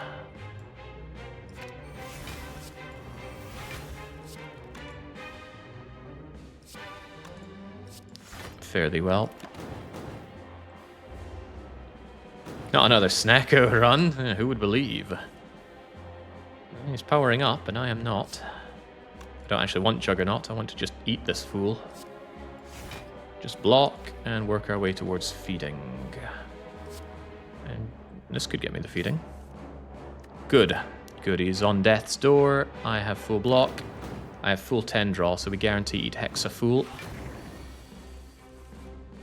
Guarantee eat Hexafool. Chomp. A cool 100 health. Oh, probably my favorite exhaust synergy relic, Sharon's Ashes. Whenever you exhaust a card, deal 3 damage to all enemies. It is indeed a rare Ironclad only relic. The equivalent of this for the silent is the Tingsha. I believe the Tingsha is better because it triggers every discard. With Calculated Gamble and Tingsha, you actually have a solution to everything. Is this a solution to anything? Second Wind, I don't think so. Fiendfire already burns my deck down pretty handily. So I shall skip a doodle-doo. Good fight, though. And let's follow it up with another fight, with another... tiny little giant head. How nice to see you. There's a lot of stuff here that I don't want to Fiendfire, sadly. So I might just set up here instead. Which is Juggernaut Bash Whirlwind.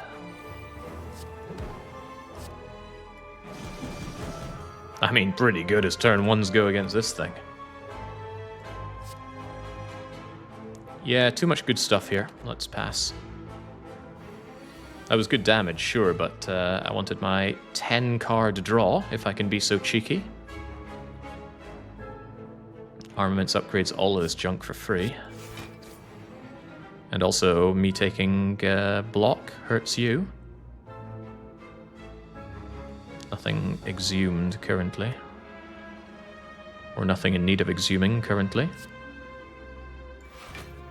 This is not the day for striking, although it is a free strike. Be gone. Thank you, Sharon's Ashes. Yeah, I think the only thing worth my time is to draw down the deck a little faster, take 9 points of damage. Everything you do hurts the enemy now. It's pretty good.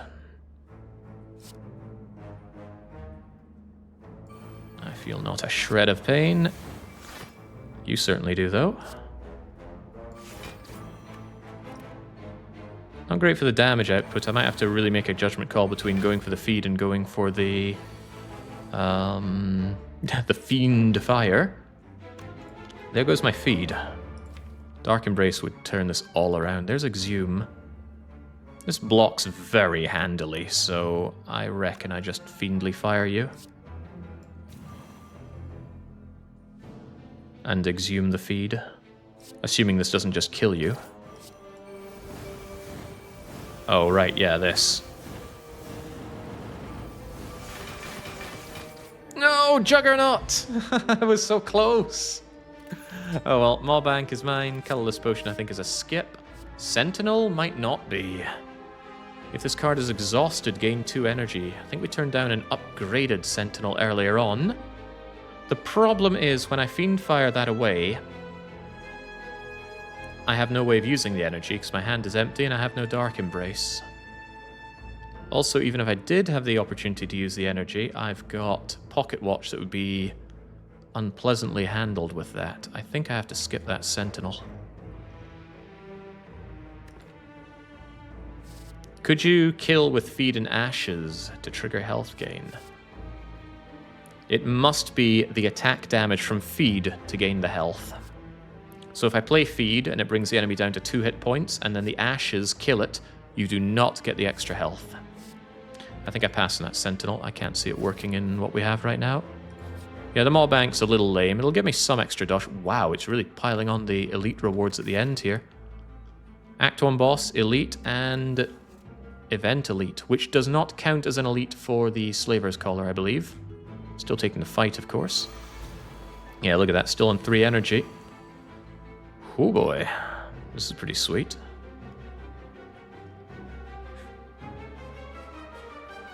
I think I'm going to forgo the pocket watch in favor of Feel No Pain, Shockwave. Burn them all with that, of course.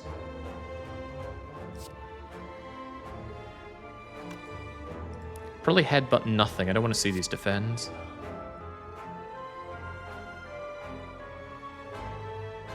Yeah, headbutt nothing.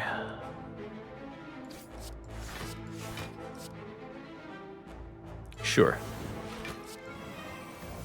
Extra Shar and Ashes, extra block. Extra burns. Look at this pathetic draw. We need to augment this pathetic draw. Get augmented. Thank you, Centennial. Oh, hello, Juggernaut. Boy, this is not fair in a lot of ways.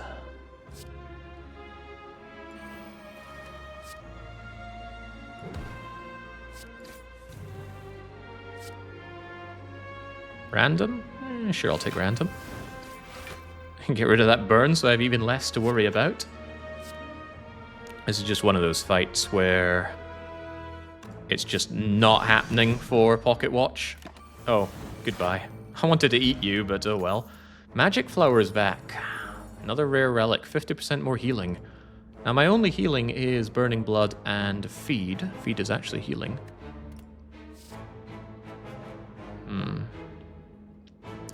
Humming about the Heavy Blade, humming about the True Grit, but ultimately I think my deck is pretty good where it is. Oh yeah, Blood Vial as well. It'll heal 3 instead of 2. I forgot about that thing. Not insignificant healing going on throughout this run. I think this is just a skip. We're pretty good with where we are right now. Could we be better, though? Oh, they're not even trying to attack me. Come on. This is actually pretty bad, then. Get Feel No Pain down for the heck of it. It's not like I have Art of War to concern myself with. This is where things might get a little ugly, so I need this 10-card draw with good Snecko rolls. Probably should have played the Impervious so I would have it to bring back with Exhume. I didn't think about that, and now I'm in this situation. And it's not a great situation, but it's not insurmountable.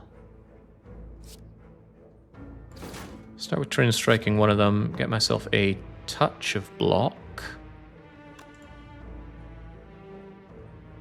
Can't risk the True Grit hitting the Hemokinesis. Actually, do this instead. Kill you. Gain stronger. Have less issues to deal with. Still have block problems. Alright then. Ghostly, Jug, Grit, Bang. Not great, but better. There's a lot of synergized damage I'm dealing with here, or dealing here. Where's my feed? It's there, sitting at 3 cost. How unpleasant. The unpleasantries continue. Well, this is why Impervious exists.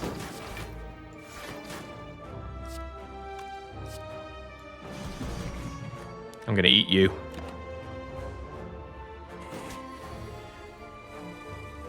I'm gonna eat you. Oops, oh crap. I guess I'm not. Too many synergies. Corruption is here. Corruption says when you play a skill, it is free and it exhausts. That could work against me in a lot of ways, but it could work for me in a lot of ways. Yeah, the problem is I will run out of skills very quickly as I do not have a very fat deck. I think it runs counter to what this deck is trying to achieve. It certainly wouldn't work against the heart for a while. Yeah, I'd need a fatter deck to consider Corruption. Yeah, I gotta pass on that, sorry. Corruption sets it to 0 in spite of what Snecko does. So Snecko might draw a card at 1, 2, 3 cost, but then you play it because you have Corruption enabled and it costs 0 anyway. Yeah, no Dark Embrace makes it extra bad with that. Really wish we'd found Dark Embrace, but we did not. Where are we going here? More block on Impervious? Upgrading Exhume is terrible because the 0 cost is irrelevant most of the time.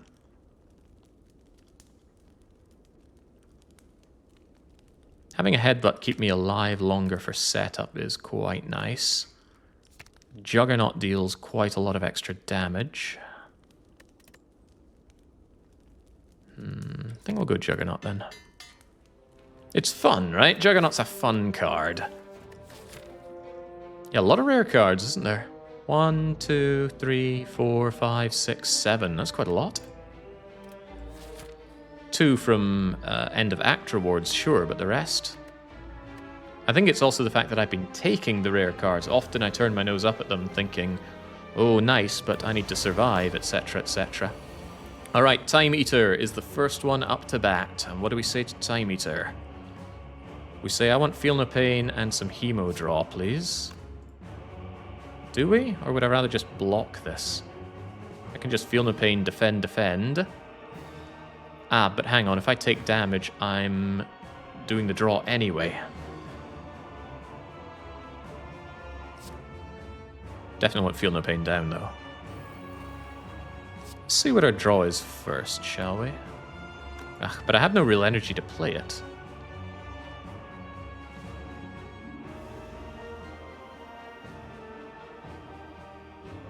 Well... what are the alternatives? Give me options.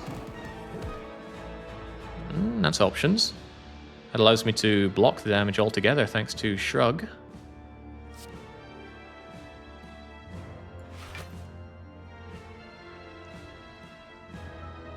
Would I take 7? I would not take 7.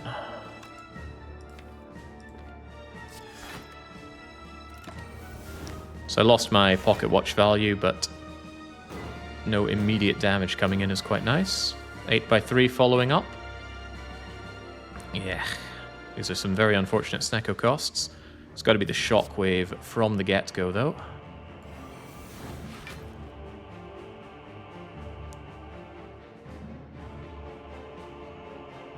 Exhaust a random card. That gives me 11 block.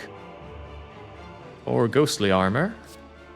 Should full block if this targets something nice. Hopefully it targets Bash or Twin Strike. Perfect. Bye, Ghostly Armor. But don't worry, in dying, you still full block for me. And it doesn't count as a card play, so Time Warp does not distort. How about this, though?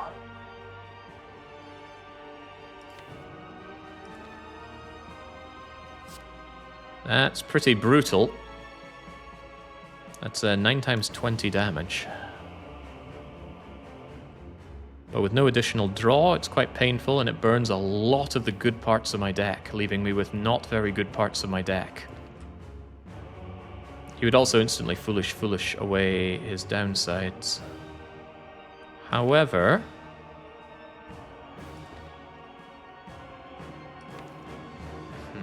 just wish I had a bit more strength gain for this.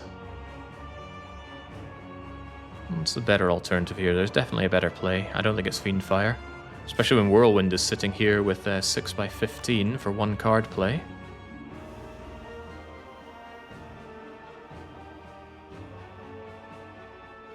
Probably get Juggernaut down.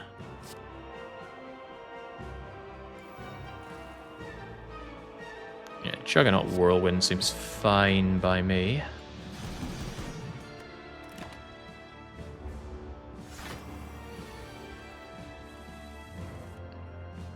There we go, now that's a spot weakness I want. Spot that weakness. Impervious blocks all of this, so play 3 other cards to a cost of 3 total. Armaments being one of them, of course. Exhume just became free if I want a card back. But I can't exhume and then play the card that I exhume, so that's a little out of the question. I think it's just Impervious Whirlwind then. I can get behind that, and that's another good big stack of damage on this fool.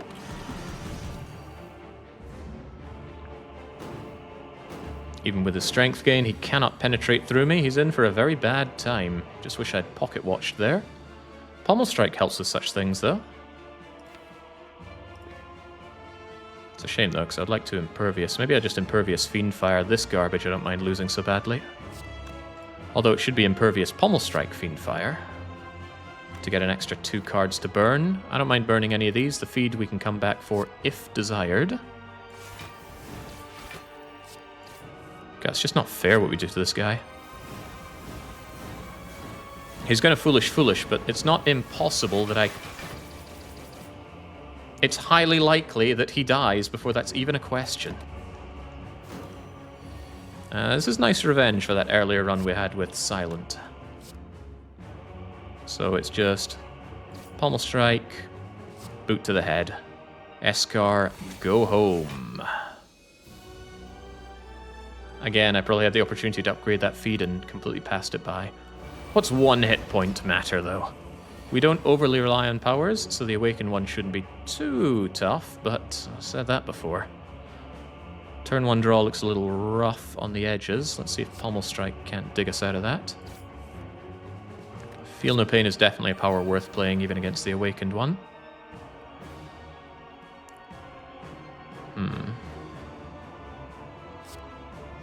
Sure. Yeah, that's acceptable. I want my... Well, I should play more cards because I have Centennial Draw. Well, I don't. That's the catch-22, isn't it? If I play my Strike and Defend, I full block, meaning no Centennial Draw. If I don't, I Pocket Watch Draw and I waste the Centennial Draw. What's a man to do? He has to follow his heart.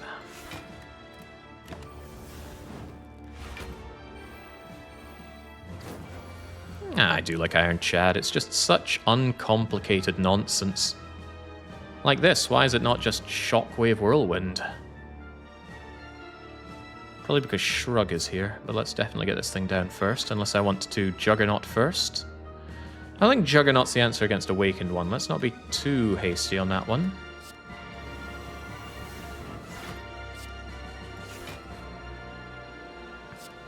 I might be a little bit hasty about this one, though. You can eat the cultists, that is completely okay. Unfortunately, you can see the problem here. I know you can see the problem because I can see the problem. Feed is just a little bit too weak right now. Strike would not allow me to play feed. Exhume would hurt them allowing me to feed, but that comes with its own downsides. However, if I exhume the Shockwave will be around to hit the Awakened one when he's done transforming. That might be worth it to get the feed off right now. I'm willing to say yes. I like that Whirlwind, though. I could feed Exhume Feed, but then I couldn't play the second feed. It'll come back at 3 cost, which is not acceptable. There is an out here with Snecko Oil, but I think bringing back Shockwave's a pretty good play. Whomph. Eat the Fool. Chomp. Even more block, even more damage. I don't even want to play the Shockwave. I want to keep it for when the Awakened one wakens up. So for now... Caw-caw! Didn't need to eat the other Fool. Alright, now I can scale strength as well, you know?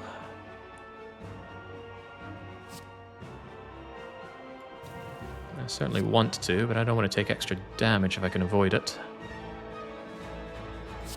Don't like those wounds, though. Those wounds could cause problems for me pretty quickly. Wait, was that my Centennial draw at long last? That explains why my hand is full. My hand is full. I can exhume again. Can't exhume, but I could exhume feed if I wanted to eat this fool.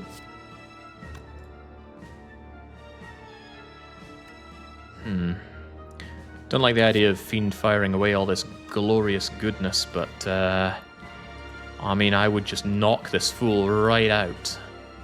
And we still have decent enough cards to play from here on out.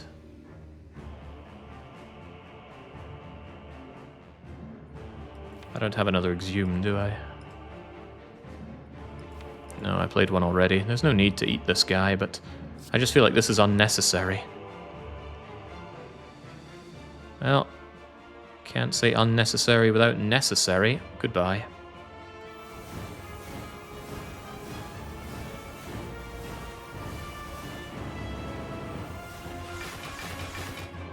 Grrr. Yeah, I'd be angry too, Awakened One. He reaches his final form and immediately makes me regret my actions. Maybe a little. A little. I can get Juggernaut down freely, but my defense game is a little low here. Even so, it's probably Juggernaut, defend, defend, defend.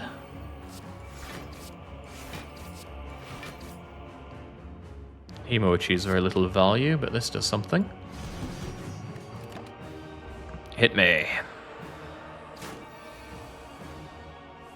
Now there's that shockwave coming in.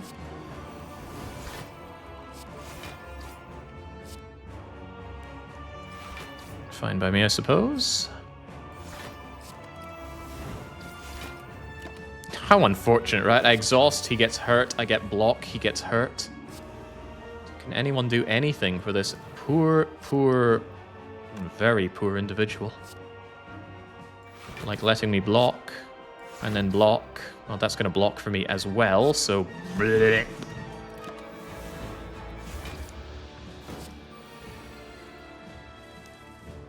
I wouldn't say it's my most clinical fight against the Awakened One I've ever had, but it certainly isn't very fair.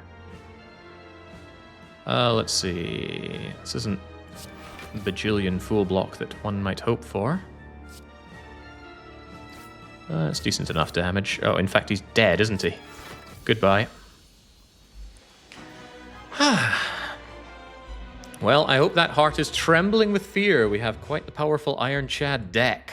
Ready that Hemo Blade and strike for 2250.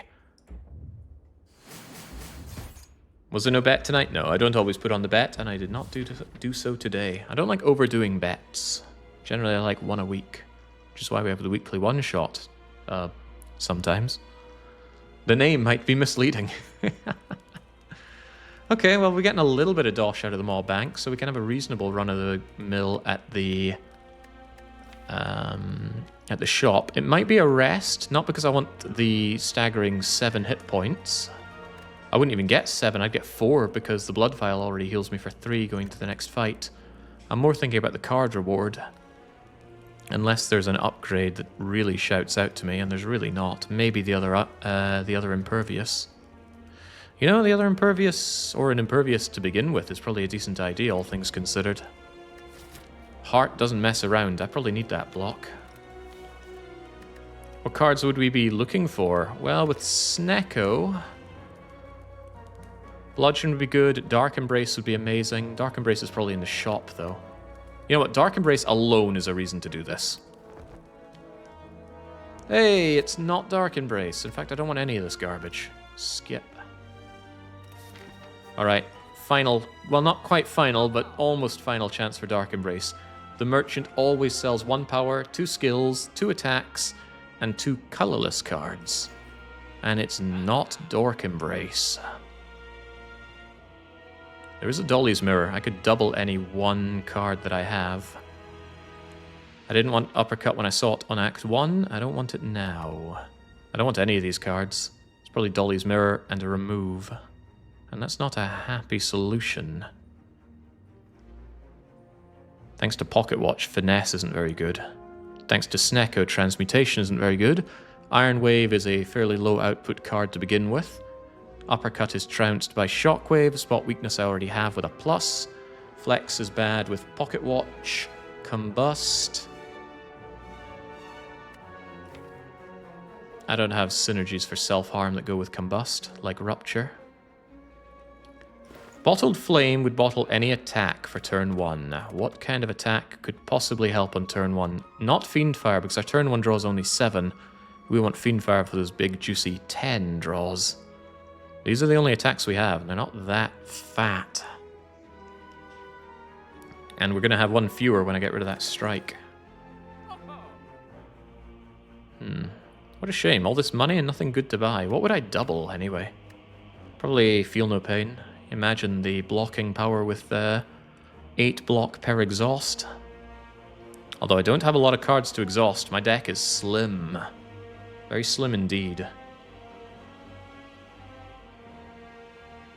If you remove a strike, you'll have no money for the bottle. Yeah, but I don't want the bottle. That's what I'm getting at. Bottle is no good. Double Juggernaut. Deal 14 damage whenever you gain block. That might be better than Feeling No Pain. Another Exhume? I don't think so. Because Exhume would bring back what? Shockwave? Impervious? I couldn't bring back Fiendfire more than once. I'd have no deck left. So yeah, I think I'd Dolly Mirror Juggernaut. That turns every defend into 14 damage. That's pretty good. Because I don't have enough exhaust to do Feel No Pain. Dead Branch would turn that around. I swear, Dead Branch off a Spear and Shield would be mental. And then, yeah, it's kind of sad to look at all these and think I don't want them, despite having the money. Going out of the shop with triple-digit money is just not right. Let's at least not make it triple-digit. Let's get rid of a strike. Strike's to almost nothing for us. Dex Pot is a little tempting over Snecko Pot. Has some very good output across the whole fight. It does not work with Feel No Pain, though. It won't make this give 6 block. It's only on card effect blocks that are direct. But yeah, the Snecko Oil is better. Lots of draw, lots of card cost randomization. Amazing for turn 2 Spear and Shield. If it goes that way. Let's hope it doesn't. Alright, I bought the Preserved Insect largely for this fight. Make it worth my while.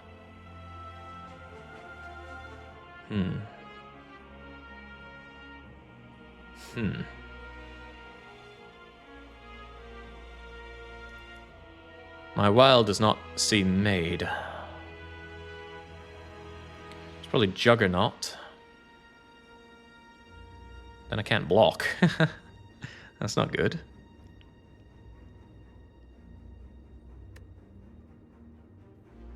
I don't want to start clogging myself with wounds. Then again, that's fuel for Fiendfire. And if I Juggernaut, I can't do pretty much anything else. No auto-blocking at all either. This is sad. If I take that 12, am I really that bummed by it? Because I heal 9, 10, 11, 12 anyway. If that's the only damage I take all fight, that's okay. But then I also waste my pocket watch. Well, life can be ugly like that. But I do want Juggernaut down. Might as well do some damage here. Hit me.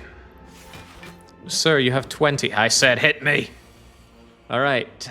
There's Feel No Pain, Fiendfire. And Shockwave. And Spot... Oh, holy hell. Spot Weakness, Fiendfire. If only I hadn't drawn with Centennial. I could Hemo to draw Centennial.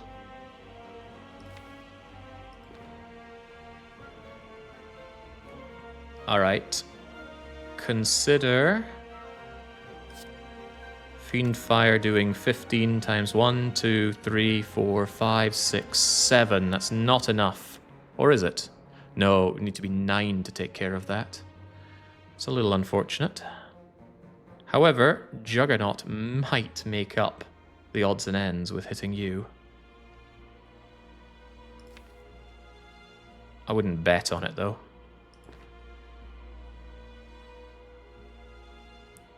Exhume Power Through will give another 1.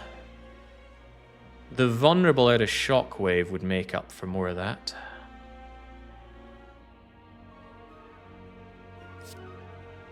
Let's try something here then. What cost is that Power Through? 2.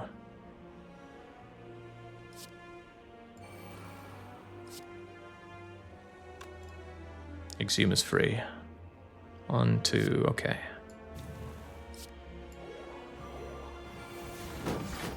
Oh, that's a nice added bonus. Suddenly we're doing 26 times 1, 2, 3, 4, 5, 6. 6 times 26? Well, 5 is already kill you, Vil, but perhaps we can do better. Exhume... Wait, what? Ah, that wasn't quite what I was expecting.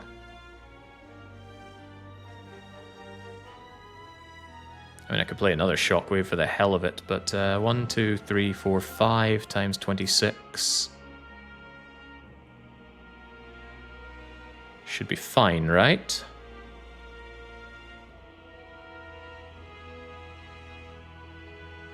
He's got 132.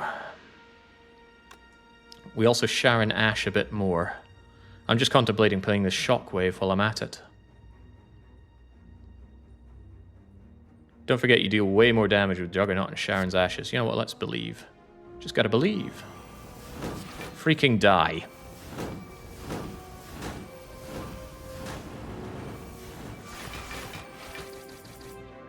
Well, that was something. Something damn good. Get out of my face, Spear and Shield. Made all the more possible by purchasing the preserved insect. Also, I'm hungry. Really, very, very hungry. Chomp. Okay. Red Skull. If we fall below 55 health, we will get 3 additional strength. Oh! Praise be! It's the Dark Embrace. Pre-upgraded, which is meaningless, but Dark Embrace. Right before the most important fight. Welcome, you are my 29th and most welcomed card in my deck. I had to go a long way to find you. And I'm sorry, because I did turn my nose up at this thing right at the start of the game. I maintain that that was the right idea. But boy, have I been kowtowing to get my hands on you since. Jesus Christ be praised. Centennial draw turn 1 is a good idea. Spot weakness turn 1 is a bad idea. Because this draw sucks. This is bash to Centennial and hope for a lot better. No, it's not Snecko Oil yet. Snecko Oil is for getting me out of a bad situation, not into a good situation. The difference may someday save your life. Alright. Ooh. Ooh. Not a big believer in Fiend firing away my strength gain and my impervious and my exhume. The damage is delicious, but it's better that we scale for this fight. Although thinning down your deck is scaling, only if you keep cards that you want. This is probably Shockwave. Well, it's probably Armaments plus Shockwave. That way I can still Pocket Watch, which is rather nice. Yeah. Yeah, this is okay. Not great, but can't ask for everything here. We already got Dark Embrace. Oh yeah, that's another reason not to Fiend Fire. Before I get Dark Embrace and Feel No Pain down. Probably a foolish, foolish idea. Now enjoy our 10 draw, which includes 4 of the 5 afflictions Corrupt Heart gives. Also awful. Somebody took my hand and replaced it with ass, because this doesn't look so good. Could headbutt the Impervious and shrug into it, praying that it is 0 cost. Could headbutt the Impervious and just have it for next turn regardless.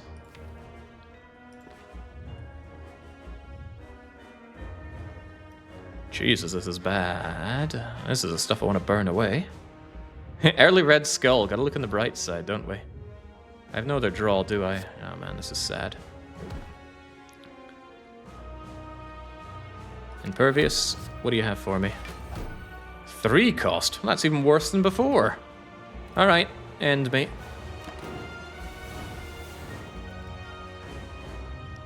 Ow. Okay, holy Christ. Dark Embrace at 3, Juggernaut 2.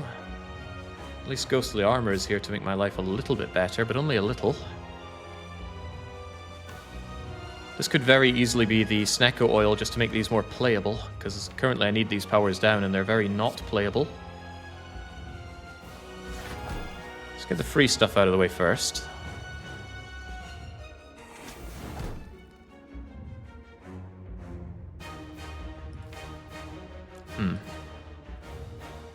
Yeah, this, if ever, is the Snecko oil time. I need Juggernaut and Dark Embrace much cheaper. Well, that you can't ask for cheaper than that. 0, 0, 1. I'll happily take damage for this.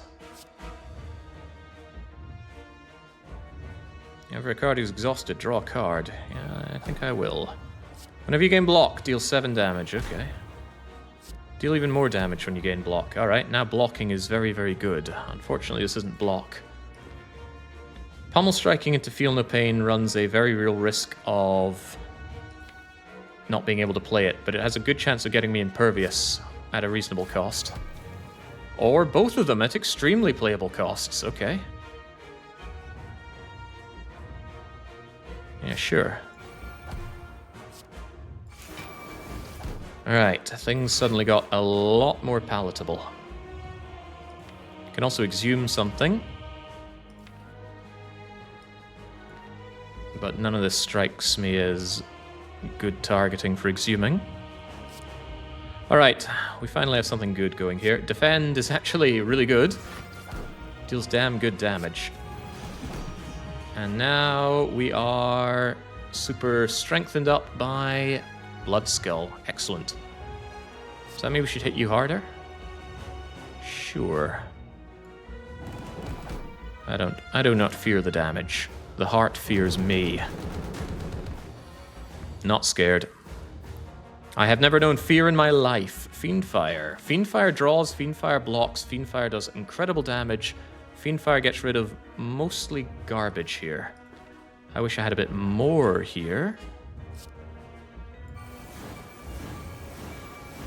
Oh, this kind of turn is not fair on the heart.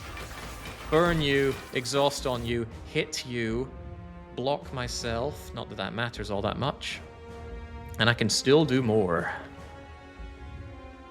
I mean, I could exhume something to be able to do more.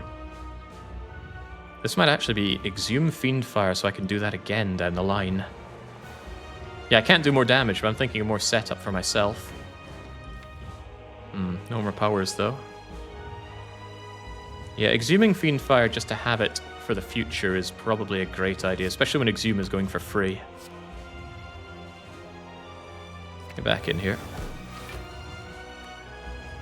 No need to do anything more here, though. We already have Pocket Watch, and it's not hurting us.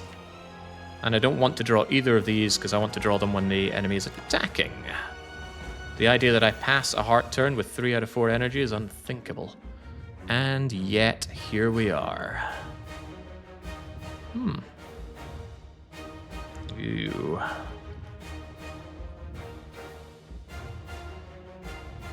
Well, fortunately, we have some free opportunities here. Remember, blocking is attacking.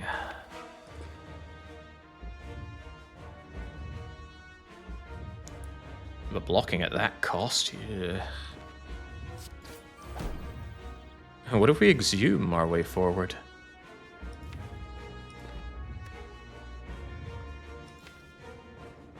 Can't exhume. Could exhume impervious and then spot weakness.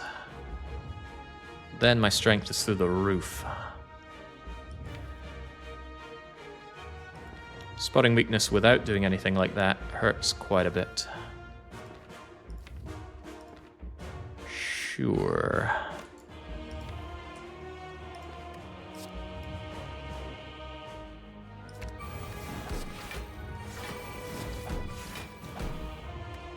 Oh, well, if you insist, game.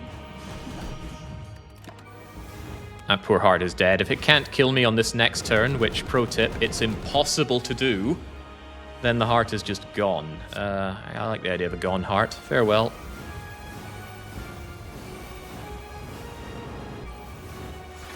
Only kept alive by your cheating bastard invincible proc. How about I just make myself even stronger? Oh, I am so ready for you, and you are so not ready for me. I know that did nothing. I just need to style on the heart.